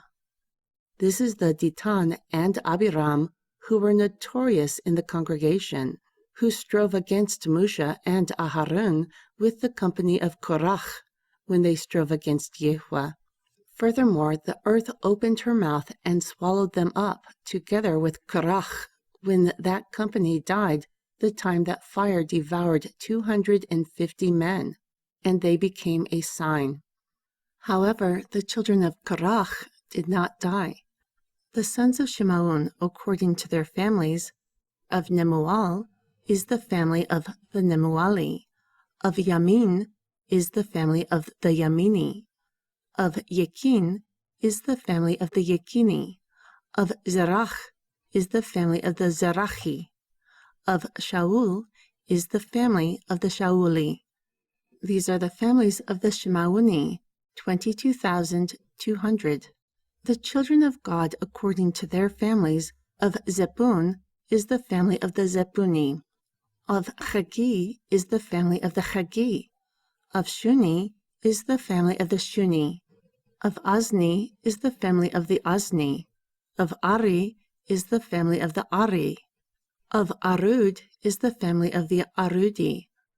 Of the Ar-Ali is the family of the Ar-Ali. These are the families of the children of God, according to those who were numbered of them, is 45,000. The sons of Yehuda are Ar and Aunan. However, Ar and Aunan died in the land of Canaan. Therefore, the sons of Yehuda, according to their families, of Shalach is the family of the Shalani. Of Peretz is the family of the Peretzi. Of Zerach is the family of the Zerachi. Furthermore, the sons of Peretz of Chetzron is the family of the Chetzroni. Of Chamul is the family of the Chamuli. These are the families of Yehuda, according to those who are numbered of them, is 76,500. The sons of Yeshachar, according to their families. Of Tuah is the family of the Tuai. Of Puah is the family of the Puni. Of Yeshub is the family of the Yeshubi. Of Shimrun is the family of the Shimruni. These are the families of Yeshachar. According to those who are numbered of them, is 64,300. The sons of Zebulun, according to their families. Of Sered is the family of the Seredi. Of Alun is the family of the Aluni. Of Yaklaal is the family of the Yaklaali. These are the families of the Zebuluni. According to those who are numbered of them, is 65,000. The sons of Yusuf, according to their families, are Menashe and Ephraim. Unto the son of Menashe, of Makir is the family of the Makiri. Furthermore, Makir begot Gilead. Of Gilead was the family of the Gileadi. These are the sons of Gilead. Of Iazer is the family of the Iazeri. Of Chelek is the family of the Cheleki. And of Ashrial is the family of the Ashriali. And of Shechem is the family of the Shechemi. And of Shemidah is the family of the Shemidai. And of Cheper is the family of the Cheperi. However, Zelapchad, the son of Geber, had no sons, but daughters. And the names of the daughters of Zelapchad are Makla and Nua, Hagla, Milcah, and Tirzah. These are the families of Menashe, and those who are numbered of them is 52,700. These are the sons of Ephraim according to their families. Of Shutelach is the family of the Shutelachi. Of Beker is the family of the Bekeri. Of Tachan is the family of the Tahani. Furthermore, this is the son of Shutelach. Of Aran is the family of the Arani. These are the families of the sons of Ephraim. According to those who are numbered of them is 32,500. These are the sons of Yusuf according to their families. These are the sons of Benjamin according to their families. Of Bela is the family of the Belai. Of Ashbel is the family of the Ashbeli. Of Achirum is the family of the Achirumi. Of Shepupam is the family of the Shepupami. Of Chupam is the family of the Chupami. Furthermore, the sons of Bela are Ard and Naaman. Of Ard is the family of the Ardi. Of Naaman is the family of the Naami. These are the sons of Benjamin after their families, and those who are numbered of them is 55,600. These are the sons of Dan according to their families. Of Shucham is the family of the Shuchami. These are the families of Dan according to their families. All the families of the Shuchami, according to those who were numbered of them, is 64,400. These are the sons of Asher, according to their families. Of Yimna is the family of the Yimna. Of Yeshui is the family of the Yeshui. Of Beio is the family of the Beiyai. Unto the sons of Berio. Of Cheber is the family of the Cheberi. Of Malkiel is the family of the Malkiali. Also the name of the daughter of Asher is Sharach. These are the families of the sons of Asher, according to those who are numbered of them, is 53,400. These are the sons of Naphtali, according to their families. Of Yehatzaal is the family of the Yehatzaali. Of Guni is the family of the Guni. Of Yetzer is the family of the Yetzeri. Of Shilem is the family of the Shilemi. These are the families of Naphtali, according to their families. And to those who are numbered of them is 45,400.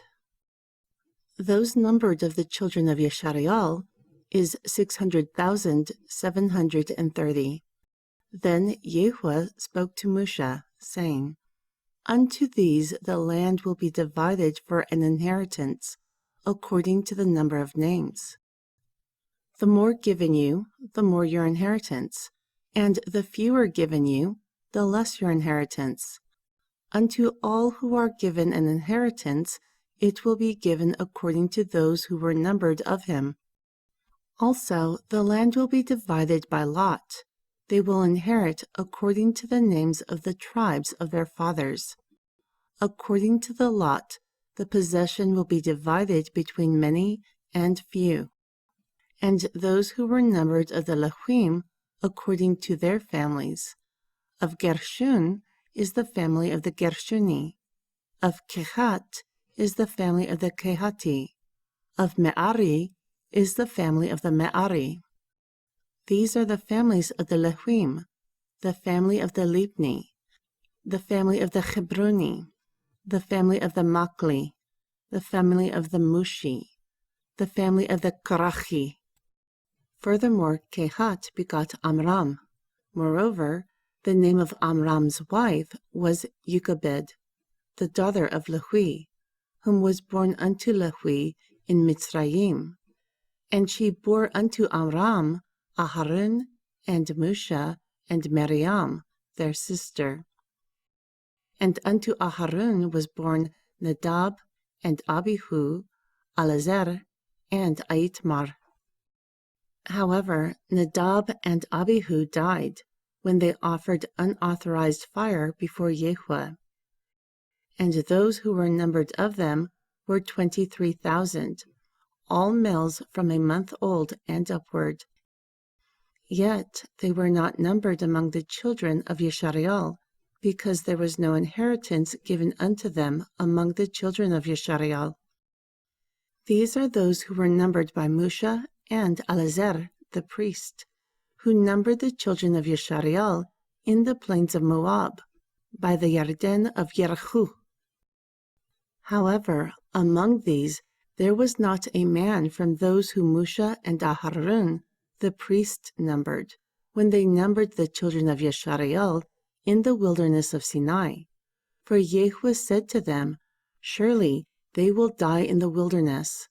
Therefore a man was not left of them, except Caleb, the son of Yepuneh, and Yehushua, the son of Nun.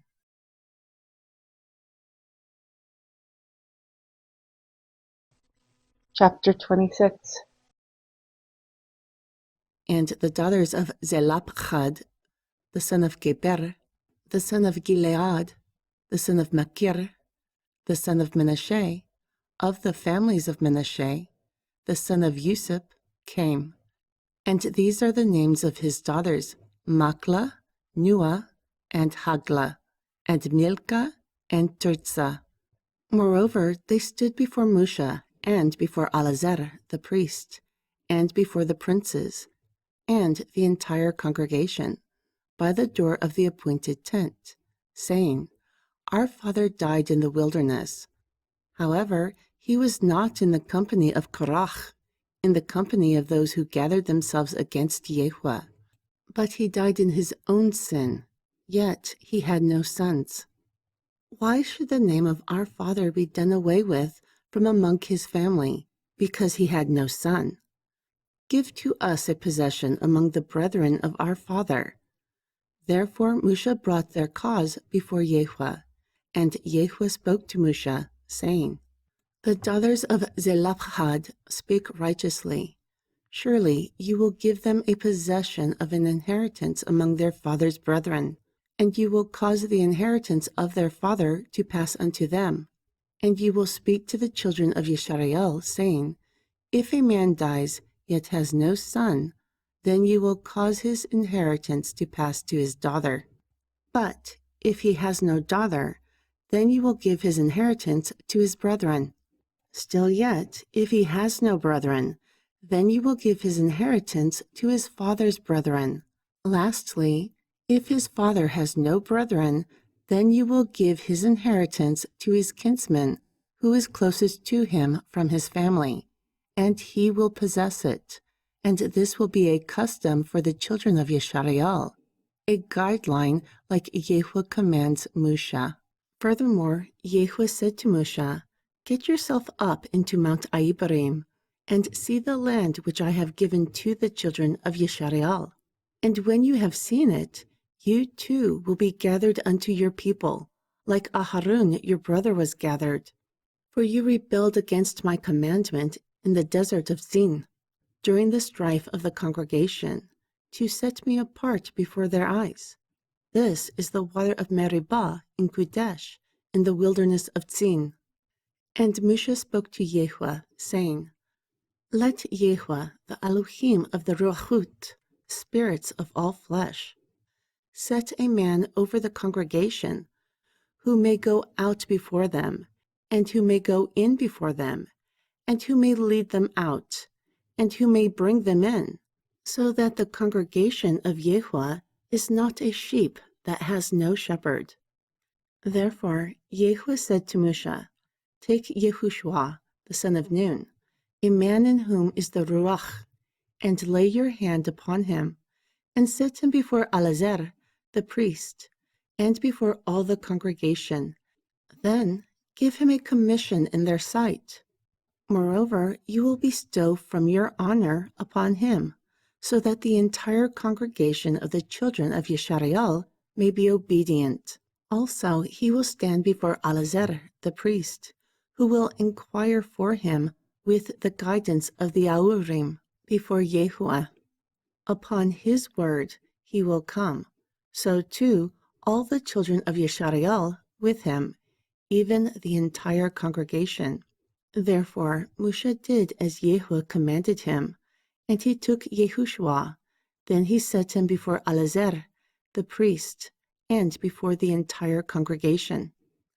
Thus he laid his hands upon him, and gave him a commission, as YHWH commanded by the hand of Musha.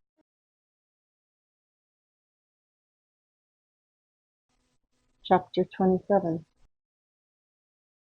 And YHWH spoke to Musha, saying, Command the children of Yisrael, and say to them, My offering, my bread by fire, is a sweet savor unto me. You will observe to offer them to me during their appointed times. Therefore you will say to them, This is the offering made by fire, which you will offer unto YHWH, 2 lambs of the first year, without spot, day by day, a continual ascension offering. You will offer 1 lamb in the morning, and the other lamb you will offer at evening. And 1/10 of an ephah of flour for a gift offering, mingled with 1/4 of a hin of beaten oil. It is a continual ascension offering, which was ordained in Mount Sinai for a sweet savor, a sacrifice by fire unto YHWH, and its drink offering will be 1/4 of a hin for each lamb. You will pour the drink unto YHWH in the holy. Moreover, you will offer the other lamb at evening.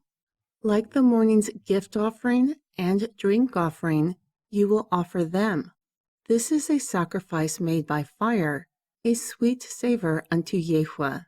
Furthermore, on the Shabbat, 2 lambs of the first year without spot, and 2/10 deals of flour will be a gift offering mingled with oil. Also, it will have a drink offering. This is the ascension offering of every Shabbat, besides the continual ascension offering and its drink offering. Also, at the beginning of your months, you will offer an ascension offering unto YHWH, 2 bulls of the cattle, and 1 ram, 7 lambs of the first year without spot, and 3/10 deals of flour for a gift offering mingled with oil for each bull, and 2/10 deals of flour for a gift offering mingled with oil for each ram, and 1/10 of flour mingled with oil for a gift offering for each lamb. An ascension offering is a sweet savor by fire unto YHWH. Moreover, their drink offerings will be 1/2 a hin of wine for a bull, and 1/3 of a hin for a ram, and 1/4 of a hin for a lamb. This is the ascension offering of every month throughout the months of the year. Also, 1 kid of the goats for a sin offering will be offered unto YHWH, besides the continual ascension offering and its drink offering. During the 14th day of the first month is the Pasach unto YHWH. During the 15th day of this month is the feast. For 7 days unleavened bread will be eaten. During the first day will be a Mikra Kudesh. You will do no servile work. However, you will offer an ascension offering by fire unto YHWH, 2 young bulls, and 1 ram, and 7 lambs of the first year. They will be without blemish. Moreover, their gift offering will be flour mingled with oil. 3/10 deals will be offered for a bull, and 2/10 deals for a ram, and 1/10 deal you will offer for each lamb throughout the 7 lambs. Also, 1 goat is a sin offering to make an atonement for you. You will offer these besides the ascension offering in the morning, which is for a continual ascension offering. Like this, you will offer daily throughout the 7 days. The grain of the sacrifice made by fire is a sweet savor unto YHWH. It will be offered besides the continual ascension offering and its drink offering.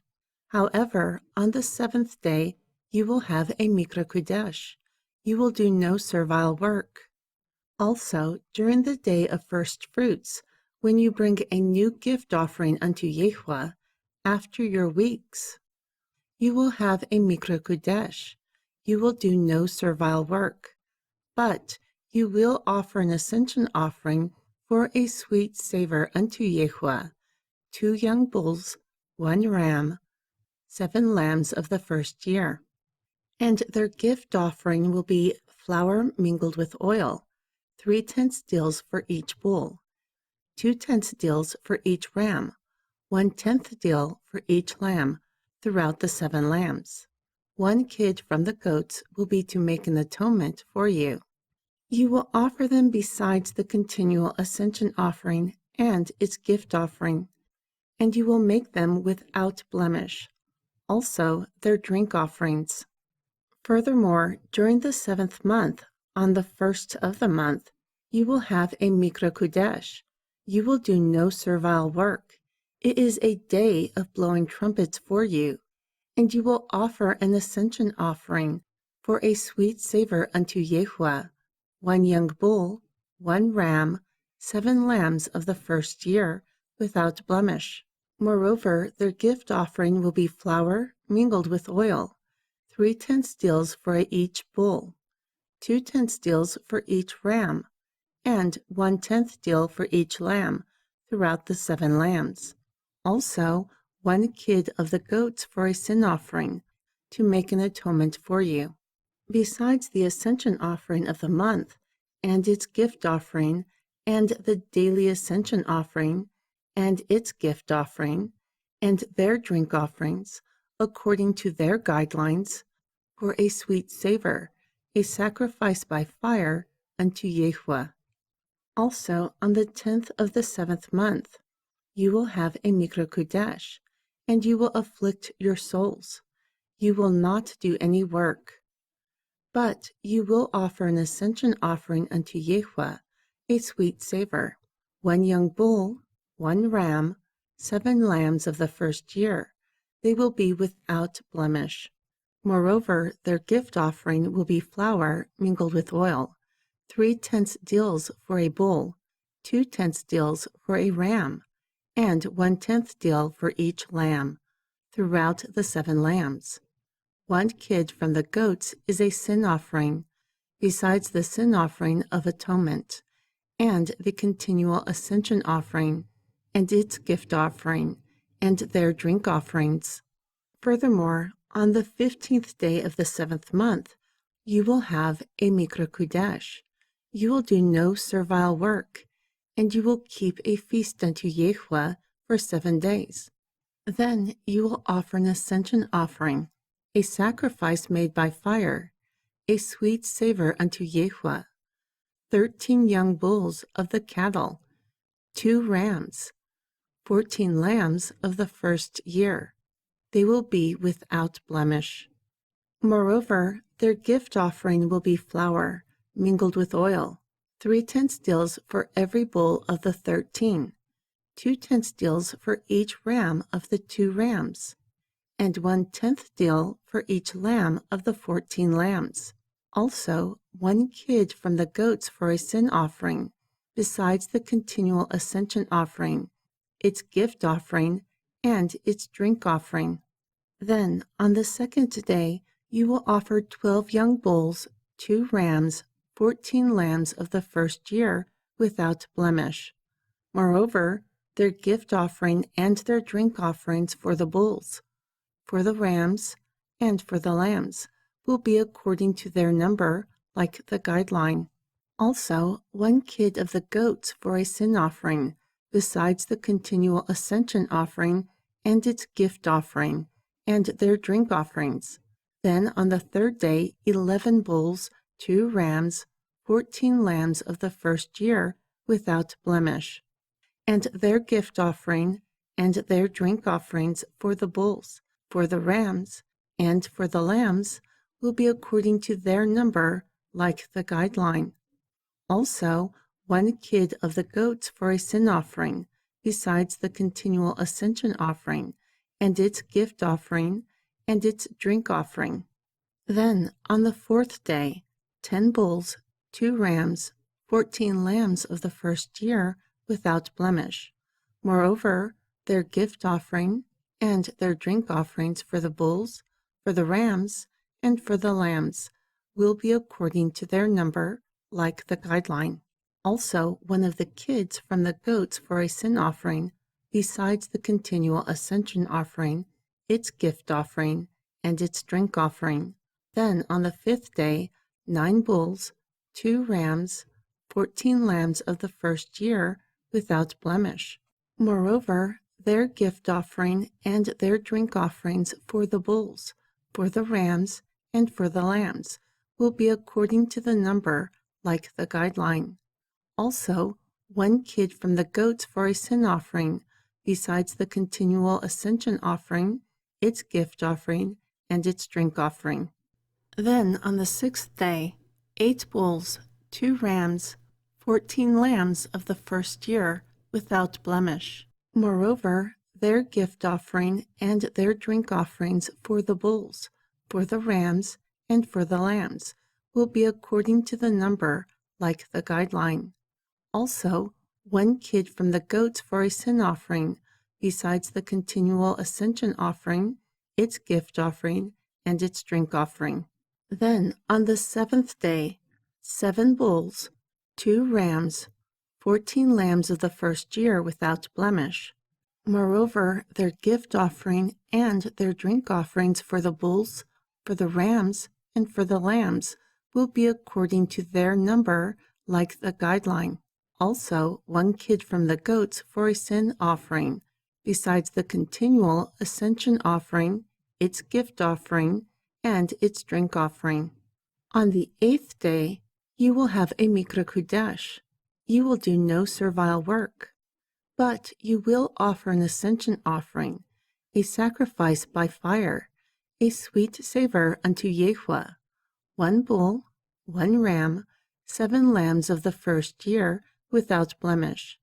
Their gift offering and their drink offerings for the bull and for the ram and for the lambs will be according to their number, like the guideline. Also 1 kid from the goats for a sin offering, besides the continual ascension offering, its gift offering, and its drink offering. These you will do unto YHWH during the appointed feasts, besides your vows and your free will offerings, for your ascension offerings, and for your gift offerings, and for your drink offerings, and for your restoration offerings. Therefore Moshe told the children of Yisrael according to all that YHWH commanded Moshe.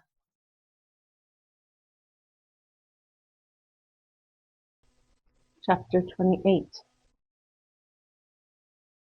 And Moshe spoke to the heads of the tribes concerning the children of Yisrael, saying, This is the word which YHWH has commanded. If a man vows a vow unto YHWH, or swears an oath to bind his soul by a bond, he will not break his word. He will do according to all that proceeds out of his mouth. Moreover, if a woman vows a vow unto YHWH, or is bound by a bond in her father's house during her youth, and her father hears her vow or her bond which she has bound her soul, also her father is silent concerning her, then all her vows will stand, and every bond which she has bound her soul will stand. However, if her father overrules her during the day that he hears, none of her vows or her bonds which she has bound her soul will stand. Also, YHWH will forgive her, because her father overruled her. Furthermore, if she has a husband and puts a vow upon herself, or by a careless utterance of her mouth, which she binds her soul, yet on the day her husband hears is silent concerning her, then her vow will stand. Also her bonds which she bound her soul will stand. However, if her husband overrules her on the day he hears it, and he voids her vow which she vowed, and what she put upon herself with her mouth, which has bound her soul, then YHWH will forgive her. Furthermore, every vow from a widow or from her whom is divorced, which they have bound their souls, will stand against her. Surely, if she vowed in her husband's house, or bound her soul by a bond with an oath, and her husband hears it, yet is silent concerning her, not overruling her, then all her vows will stand. Also, every bond that she bound her soul will stand. However, if her husband has made them completely void on the day he hears, whatever proceeded out of her lips concerning her vows, or concerning the bond of her soul, will not stand. Her husband has made them void, and YHWH will forgive her. Every vow and every binding oath that afflicts the soul, her husband can establish it, or her husband can make it void. Indeed, if her husband is silent concerning her from one day to the next day, then he has established all her vows. Also all her bonds which are upon her, he has confirmed them, because he was silent concerning her during the day he heard. Therefore, if he breaks them after he has heard, then he will bear her iniquity. These are the customs which YHWH commanded Moshe, between a man and his wife, between the father and his daughter, during her youth in her father's house.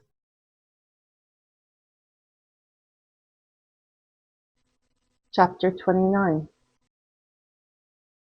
And YHWH spoke to Moshe, saying, Avenge the children of Yisrael of the Midianim. Afterwards you will be gathered to your people. Therefore Moshe spoke to the people, saying, Arm some of yourselves for war, and let them go against the Midianim, and avenge YHWH of Midian. Of every tribe throughout the tribes of Yisrael you will send 1,000 to war. So from the thousands of Yisrael they recruited 1,000 for each tribe. 12,000 were armed for war.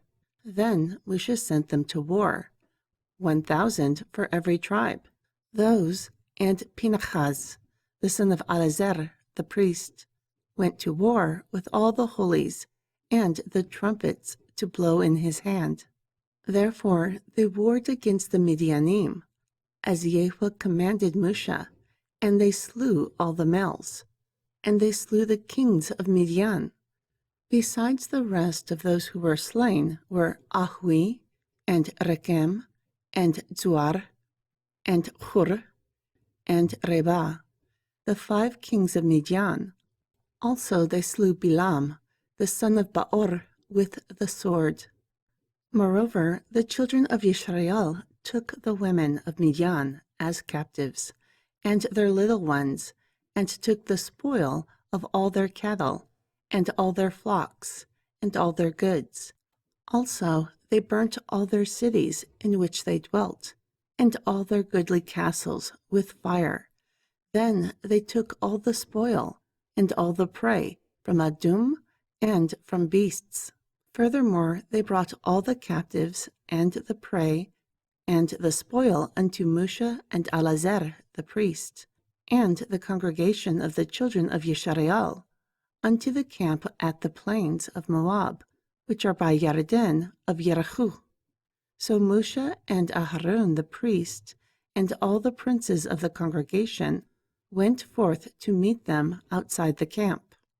And Moshe was wroth with the officers of the army, the captains over thousands and captains over hundreds, who came from the battle. Then Moshe said to them, Why have you saved all the women alive? Behold, these caused the children of Yisrael, through the counsel of Bilam, to recruit against YHWH, during the word of Paor. And there was a plague among the congregation of YHWH. Now therefore kill every male among the little ones, and kill every woman who has known a man by lying with him.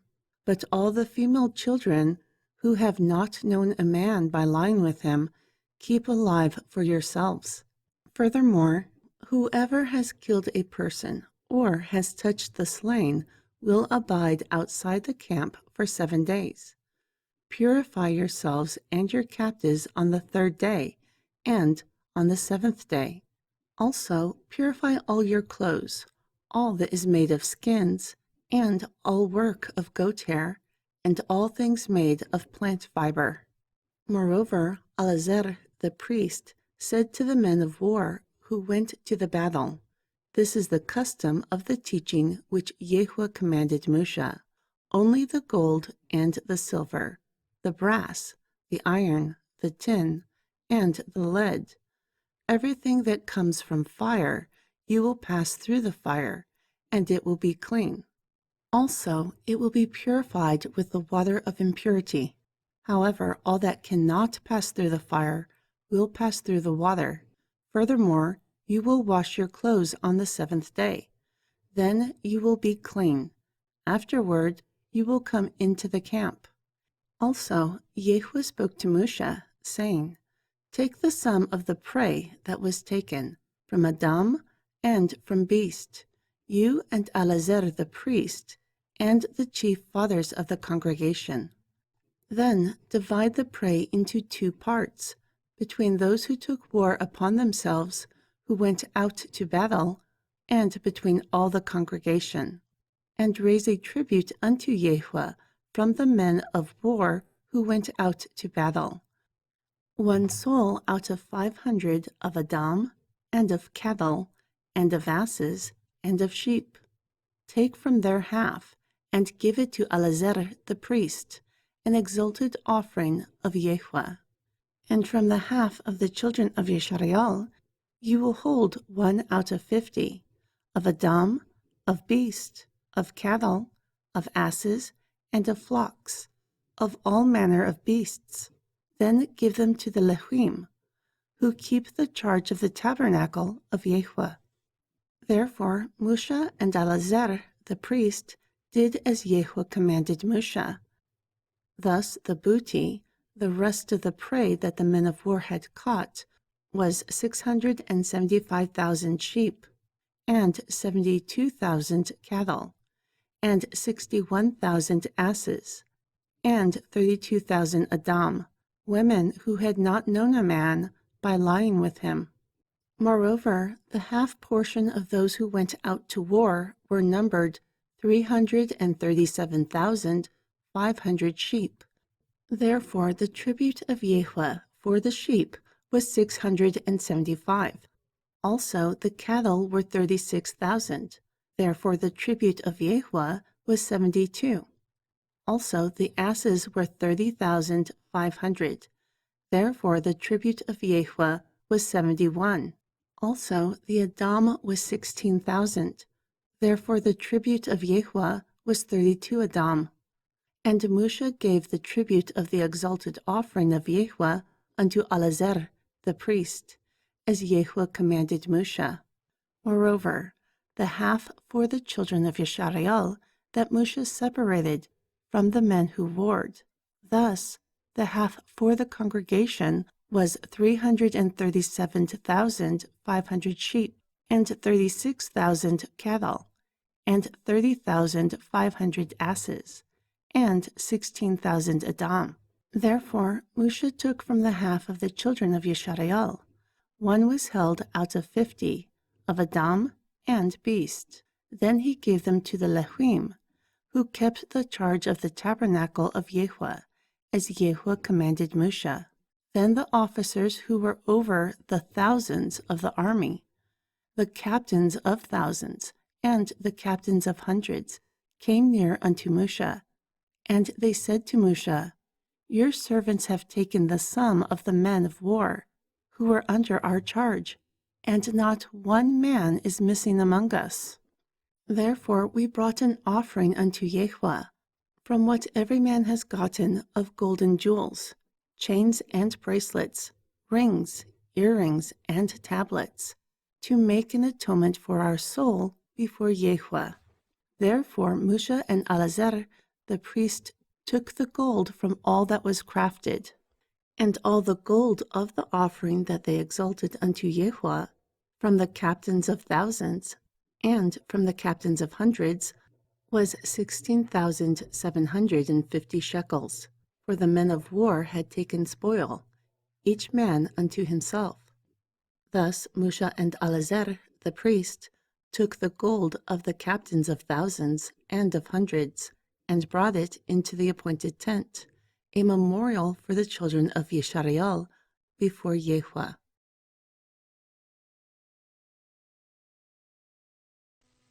Chapter 30. And the children of Reuben and the children of Gad had a very great multitude of cattle.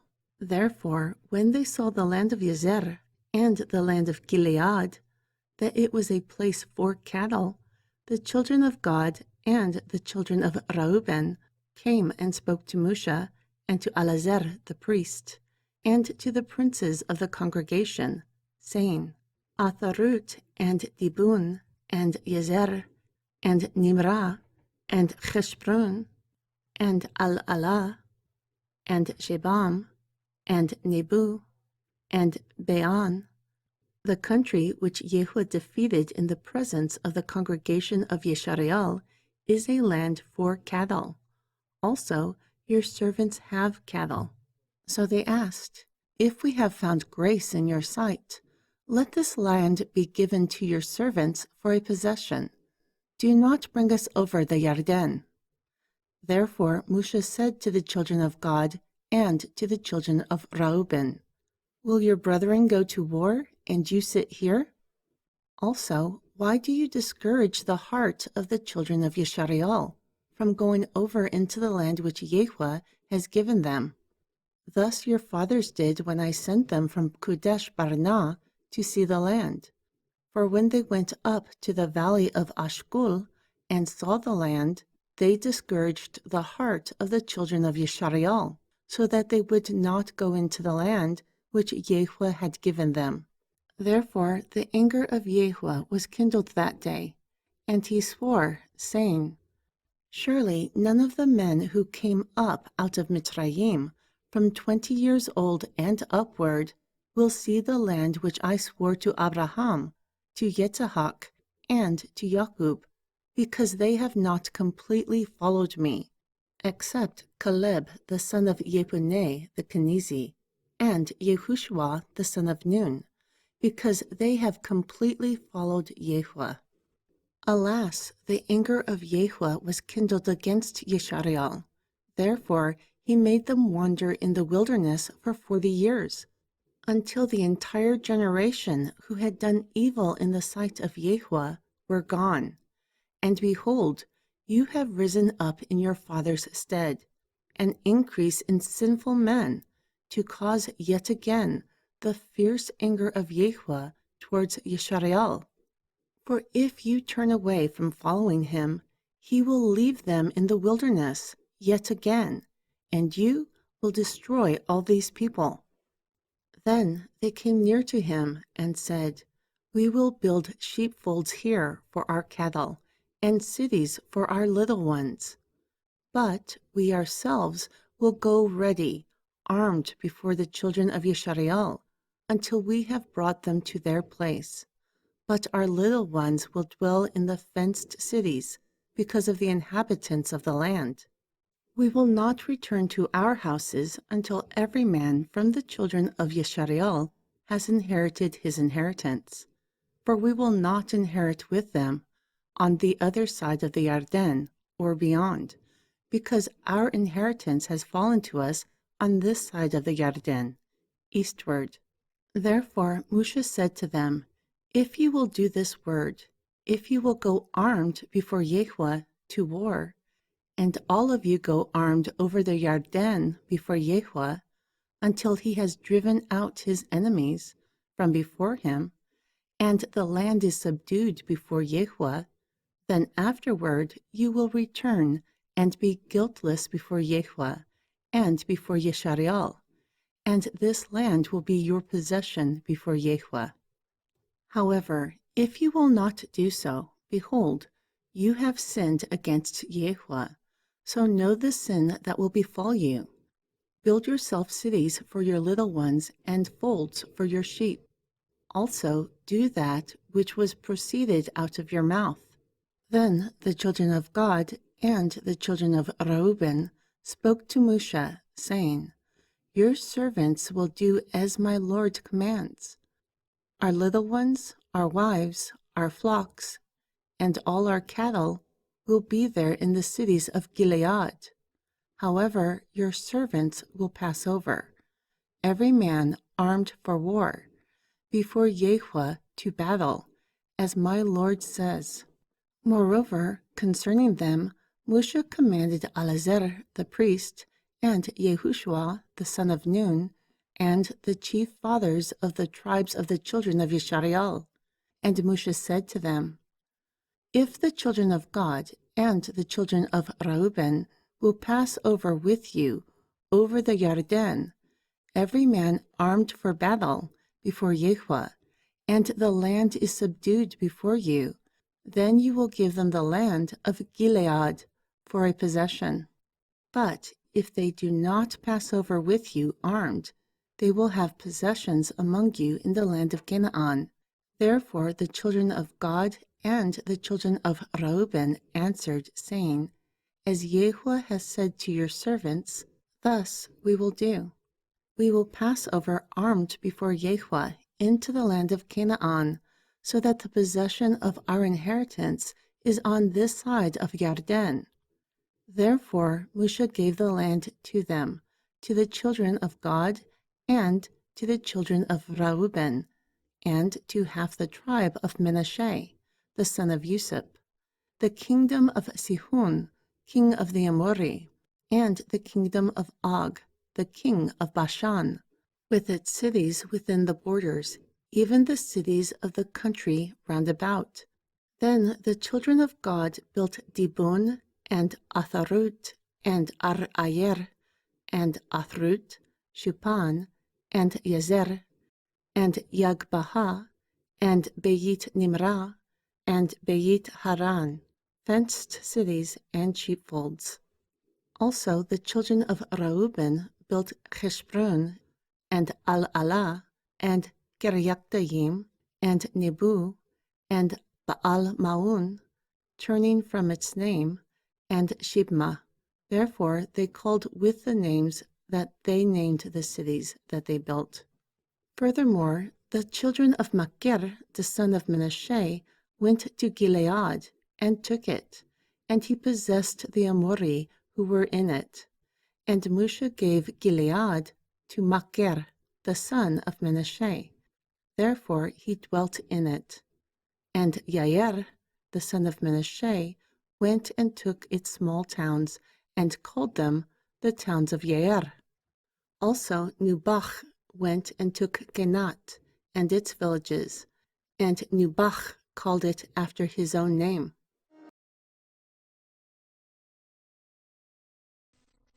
Chapter 31. These are the journeys of the children of Yisrael, who went from the land of Mitzrayim with their armies, under the hand of Moshe and Aharon. And Moshe wrote their springing forth according to their journeys by the commandment of YHWH. Therefore, these are the journeys according to their springing forth. Thus they departed from Ramesses during the first month, on the 15th day of the first month, from the day following the Pesach. The children of Yisrael went out with an upper hand, in the sight of all the Mitzrayim, for the Mitzrayim buried all of their firstborn, which YHWH had smitten among them. Also upon their deities YHWH executed judgments. Therefore the children of Yisrael departed from Ramesses and pitched in Sukkot. Then they departed from Sukkot and pitched in Etam, which is in the tip of the wilderness. Then they left Etam and turned again towards the mouth of the hole, which faces the northern Lord, and they pitched before the cliff. Then they departed from before the mouth of the hole, and passed through the midst of the sea into the wilderness. Then they went a 3-day journey into the wilderness of Etam, and pitched in Marah. Then they left from Marah and came to Elim. Furthermore, in Elim were 12 fountains of water and 70 palm trees. Therefore they pitched there.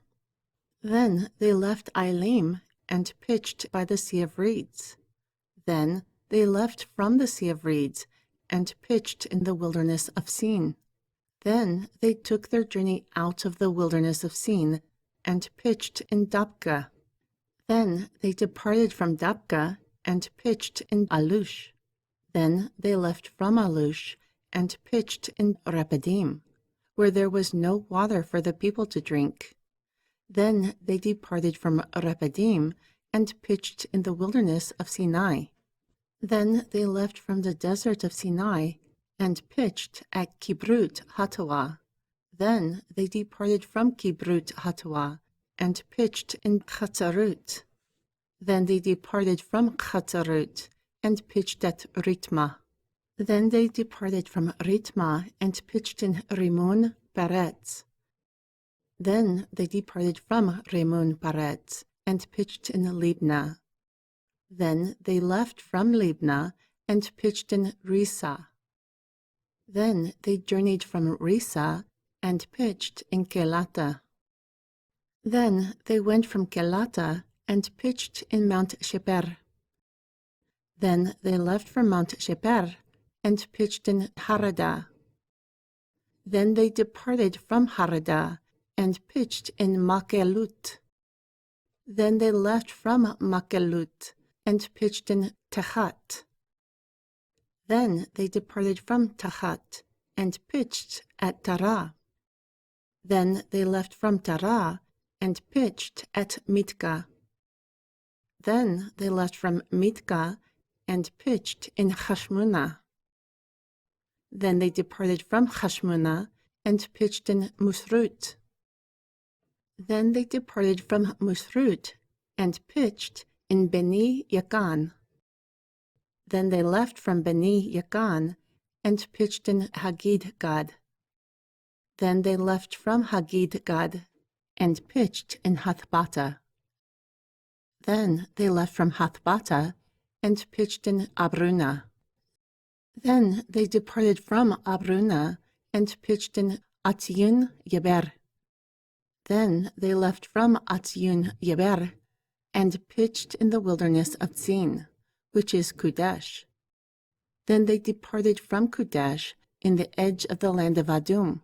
Furthermore, Aharon the priest went up into Mount Hor at the commandment of YHWH, and he died there in the 40th year after the children of Yeshareal came from the land of Mitzrayim, during the 5th month, in the 1st of the month. Thus Aharon was 123 years old when he died in Mount Hor. Also, Arad, the king of the Canaani, who dwelt in the south in the land of Canaan, heard that the children of Yeshareal were coming. Moreover, they departed from Mount Hor and pitched in Zalmunna. Then they left from Zalmunna and pitched in Punan. Then they departed from Punan and pitched in Aubut. Then they left from Aubut and pitched in the ruins of the Aibarim, in the border of Moab. Then they departed from the ruins and pitched in Dibun Gad. Then they left from Dibun Gad and encamped in Almun Diblatima. Then they left from Almun Diblatima and pitched in the mountains of the Aibarim before Nebu. Then they departed from the mountains of the Aibarim and pitched in the plains of Moab by the Yarden Yerhu. Moreover, they pitched by the Yarden from Beit Yeshimut to the meadow of Shetham in the plains of Moab.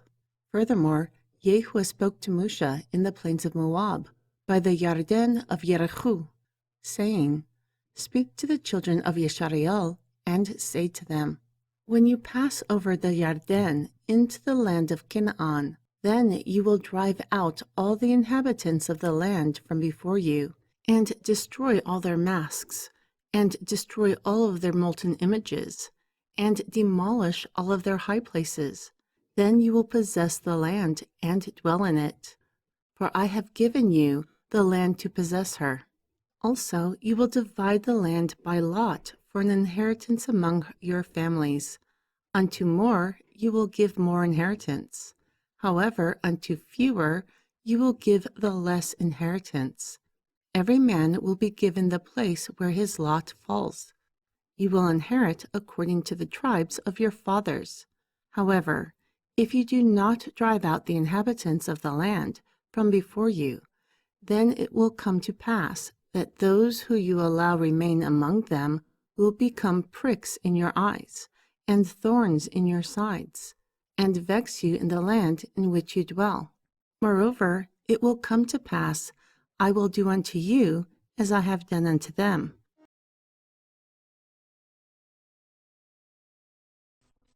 Chapter 32. And YHWH spoke to Moshe, saying, "Command the children of Yeshareal, and say to them, when you come into the land of Canaan, this is the land that will fall to you for an inheritance, the land of Canaan with its borders. Also, your southern territory will be from the wilderness of Zin along the border of Adum, and your southern border will end at the border of the Salt Sea, eastward. Moreover, your border will turn from the south to the cliff of Yaqabim, and pass through Zin, and it will continue to the south of Kadesh Barnea, and go on to Chatzar Adar, and pass on towards Atzmun. And the border will go around Atzmun to the river of Mitzrayim, and end at the sea. And the western border will have the great sea for a border. This will be your western border. Also, this will be your northern border. From the great sea you will mark towards Mount Hor. From Mount Hor you will mark to the entrance of Hamat. Then you will go forth to the border of Zedad, and the border will continue to Zipran, and it will continue to Hazar Ainan. This will be your northern border. And you will mark your eastern border from Hazar Ainan to Shepam, and the border will go down from Shepam to Riblah, and the border will descend and reach to the side of the sea of Kinrut, eastward, and the border will go down to the Yarden, and it will end at the Salt Sea. This will be your land with its borders round about. Then Moshe commanded the children of Yeshariel, saying, This is the land which you will inherit by lot, which Yehuah commanded to give to the 9 tribes and to the half-tribe. For the tribe of the children of Reuben, according to the house of their fathers, and the tribe of the children of Gad, according to the house of their fathers, and half the tribe of Manasseh has received their inheritance.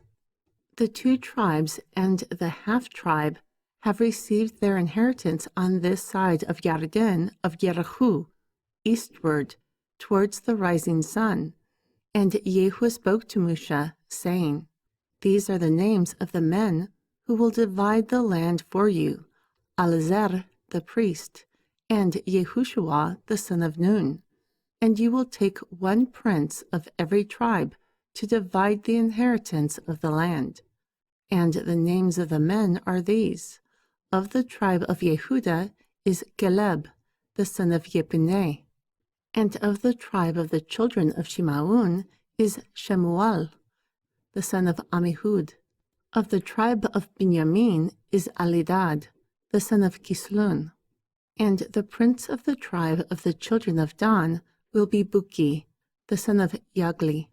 The prince of the children of Yusuf, for the tribe of the children of Manasseh, will be Haniel, the son of Abud. And the prince of the tribe of the children of Ephraim will be Kumual, the son of Shiphthan. And the prince of the tribe of the children of Zebulun will be Elizaphan, the son of Parnak. And the prince of the tribe of the children of Yeshachar will be Palthiel, the son of Azan. And the prince of the tribe of the children of Asher will be Achihud, the son of Shelumi. And the prince of the tribe of the children of Naphtali will be Pedal, the son of Amihud. These are those who Yehuah commanded to divide the inheritance for the children of Yeshariel in the land of Canaan. Chapter 33. And Yehuah spoke to Moshe in the plains of Moab, by the Yarden of Yerichu, saying, Command the children of Yeshariel that they give to the Lehuim the inheritance of their possession, cities to dwell in. Also, you will give the suburbs to the Lehuim for the cities round about them. Thus they will have the cities to dwell in. However, their suburbs will be for their cattle, and for their goods, and for all their beasts. And the suburbs of the city, which you will give to the Lehuim, will be 1,000 cubits from the wall of the city and outward, round about. Also you will measure from outside the city, on the east side 2,000 cubits, and on the south side 2,000 cubits, and on the west side 2,000 cubits, and on the north side 2,000 cubits. However, the city will be in the midst, thus the suburbs of the city will be for them. Furthermore, among the cities which you will give to the Lehuim will be 6 cities of refuge, which you will appoint for the manslayer, so that he may flee there. Of these you will add 42 cities. All the cities which you will give to the Lehuim will be for the 8 cities, them with their suburbs. Therefore, the cities which you give will come from the possession of the children of Yisrael. From those who have much, you will give much, but from those who have less, you will give less. Everyone will give of his cities to the Levim, according to the inheritance that he inherits. Then Yehu spoke to Moshe, saying, Speak to the children of Yisrael, and say to them, When you have come over the Yarden into the land of Canaan, then you will appoint yourselves cities to be cities of refuge for yourselves, that the slayer who accidentally kills a person may flee there. Therefore they will be unto you cities for refuge from the avenger, so that the manslayer does not die until he stands before the congregation in judgment. And of these cities which you will give, you will have 6 cities for refuge. You will give 3 cities on this side of the Yarden, and you will give 3 cities in the land of Canaan, cities of refuge. These 6 cities will be a refuge for the children of Yisrael, and for the immigrant, and for the sojourner among them, that everyone who accidentally kills another person may flee there. Yet, if he strikes him with an iron tool, so that he dies, he is a murderer. Surely a murderer will be put to death. Also, if he strikes him by throwing a stone, such that he may die, and he does die, he is a murderer. Surely a murderer will be put to death. Or if he strikes him with a wooden hand weapon, such that he might die, and he dies, he is a murderer. Surely a murderer will be put to death. The avenger of blood himself will slay the murderer. When he meets him, he will slay him.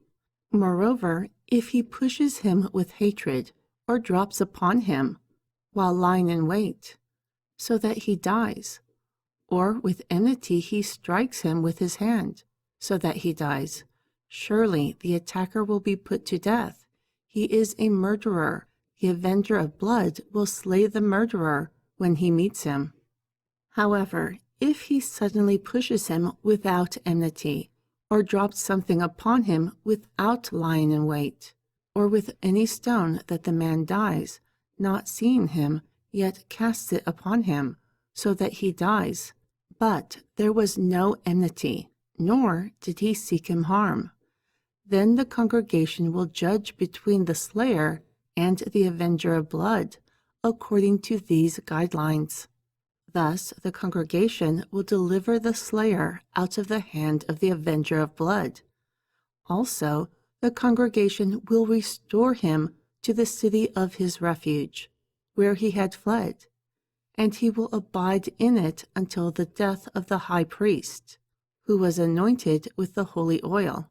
However, if the slayer will at any time go outside the border of the city of refuge where he has fled, and the avenger of blood finds him outside the borders of the city of his refuge, and the avenger of blood kills the slayer, he will not be guilty of blood, because he should have remained in the city of his refuge until the death of the high priest. However, after the death of the high priest, the slayer will return into the land of his possession, and this will be a customary guideline for you throughout your generations in all your dwellings. Whoever kills any person, the murderer will be put to death by the mouth of witnesses. But the testimony of one witness against any person will not cause his execution. Moreover, you will not take a ransom for the life of a murderer who is guilty of death. Surely he will be put to death. Also, you will not take a ransom for him whom has fled to the city of his refuge, that he may return to dwell in the land until the death of the priest. Thus you will not pollute the land in which you exist, for blood defiles the land, and the land cannot be cleansed of the blood that is shed in it. but by the blood of him whom shed it. Therefore do not defile the land in which you inhabit, in which I dwell, for I, YHWH, dwell among the children of Yisrael.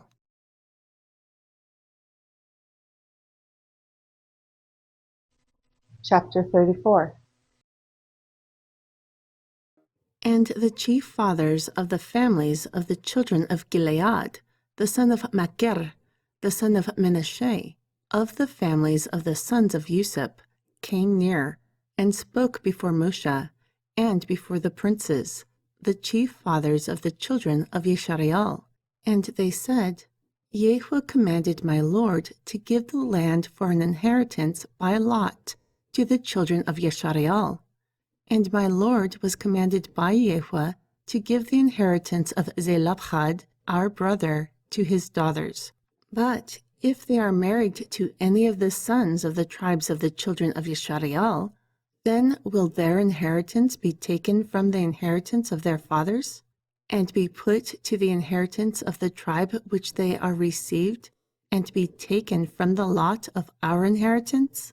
Also, when the Yibal of the children of Yisrael happens, then will their inheritance be put into the inheritance of the tribe that they are received? Moreover, will their inheritance be taken away from the inheritance of the tribe of our fathers? Therefore Moshe commanded the children of Yisrael according to the word of YHWH, saying, The tribe of the sons of Yusuf have spoken well. This is the word that YHWH commands concerning the daughters of Zelophehad, saying, Let them marry to whom they think best. They will marry only to the family of the tribe of their father. Then the inheritance of the children of Yisrael will not be moved from tribe to tribe, for every one of the children of Yisrael will keep himself to the inheritance of the tribe of his fathers. Thus, every daughter who possesses an inheritance in any tribe of the children of Yisrael will be a wife to one from the family of the tribe of her father, that the children of Yisrael, each man, may enjoy the inheritance of his fathers. Nor will the inheritance be moved from a tribe to another tribe, but every one of the tribes of the children of Yisrael will keep himself to his own inheritance. As YHWH commanded Moshe, so did the daughters of Zelophehad, for Machlah, Tirzah, and Haglah, and Milcah, and Nuah, the daughters of Zelophehad, married to the sons of the brothers of their father.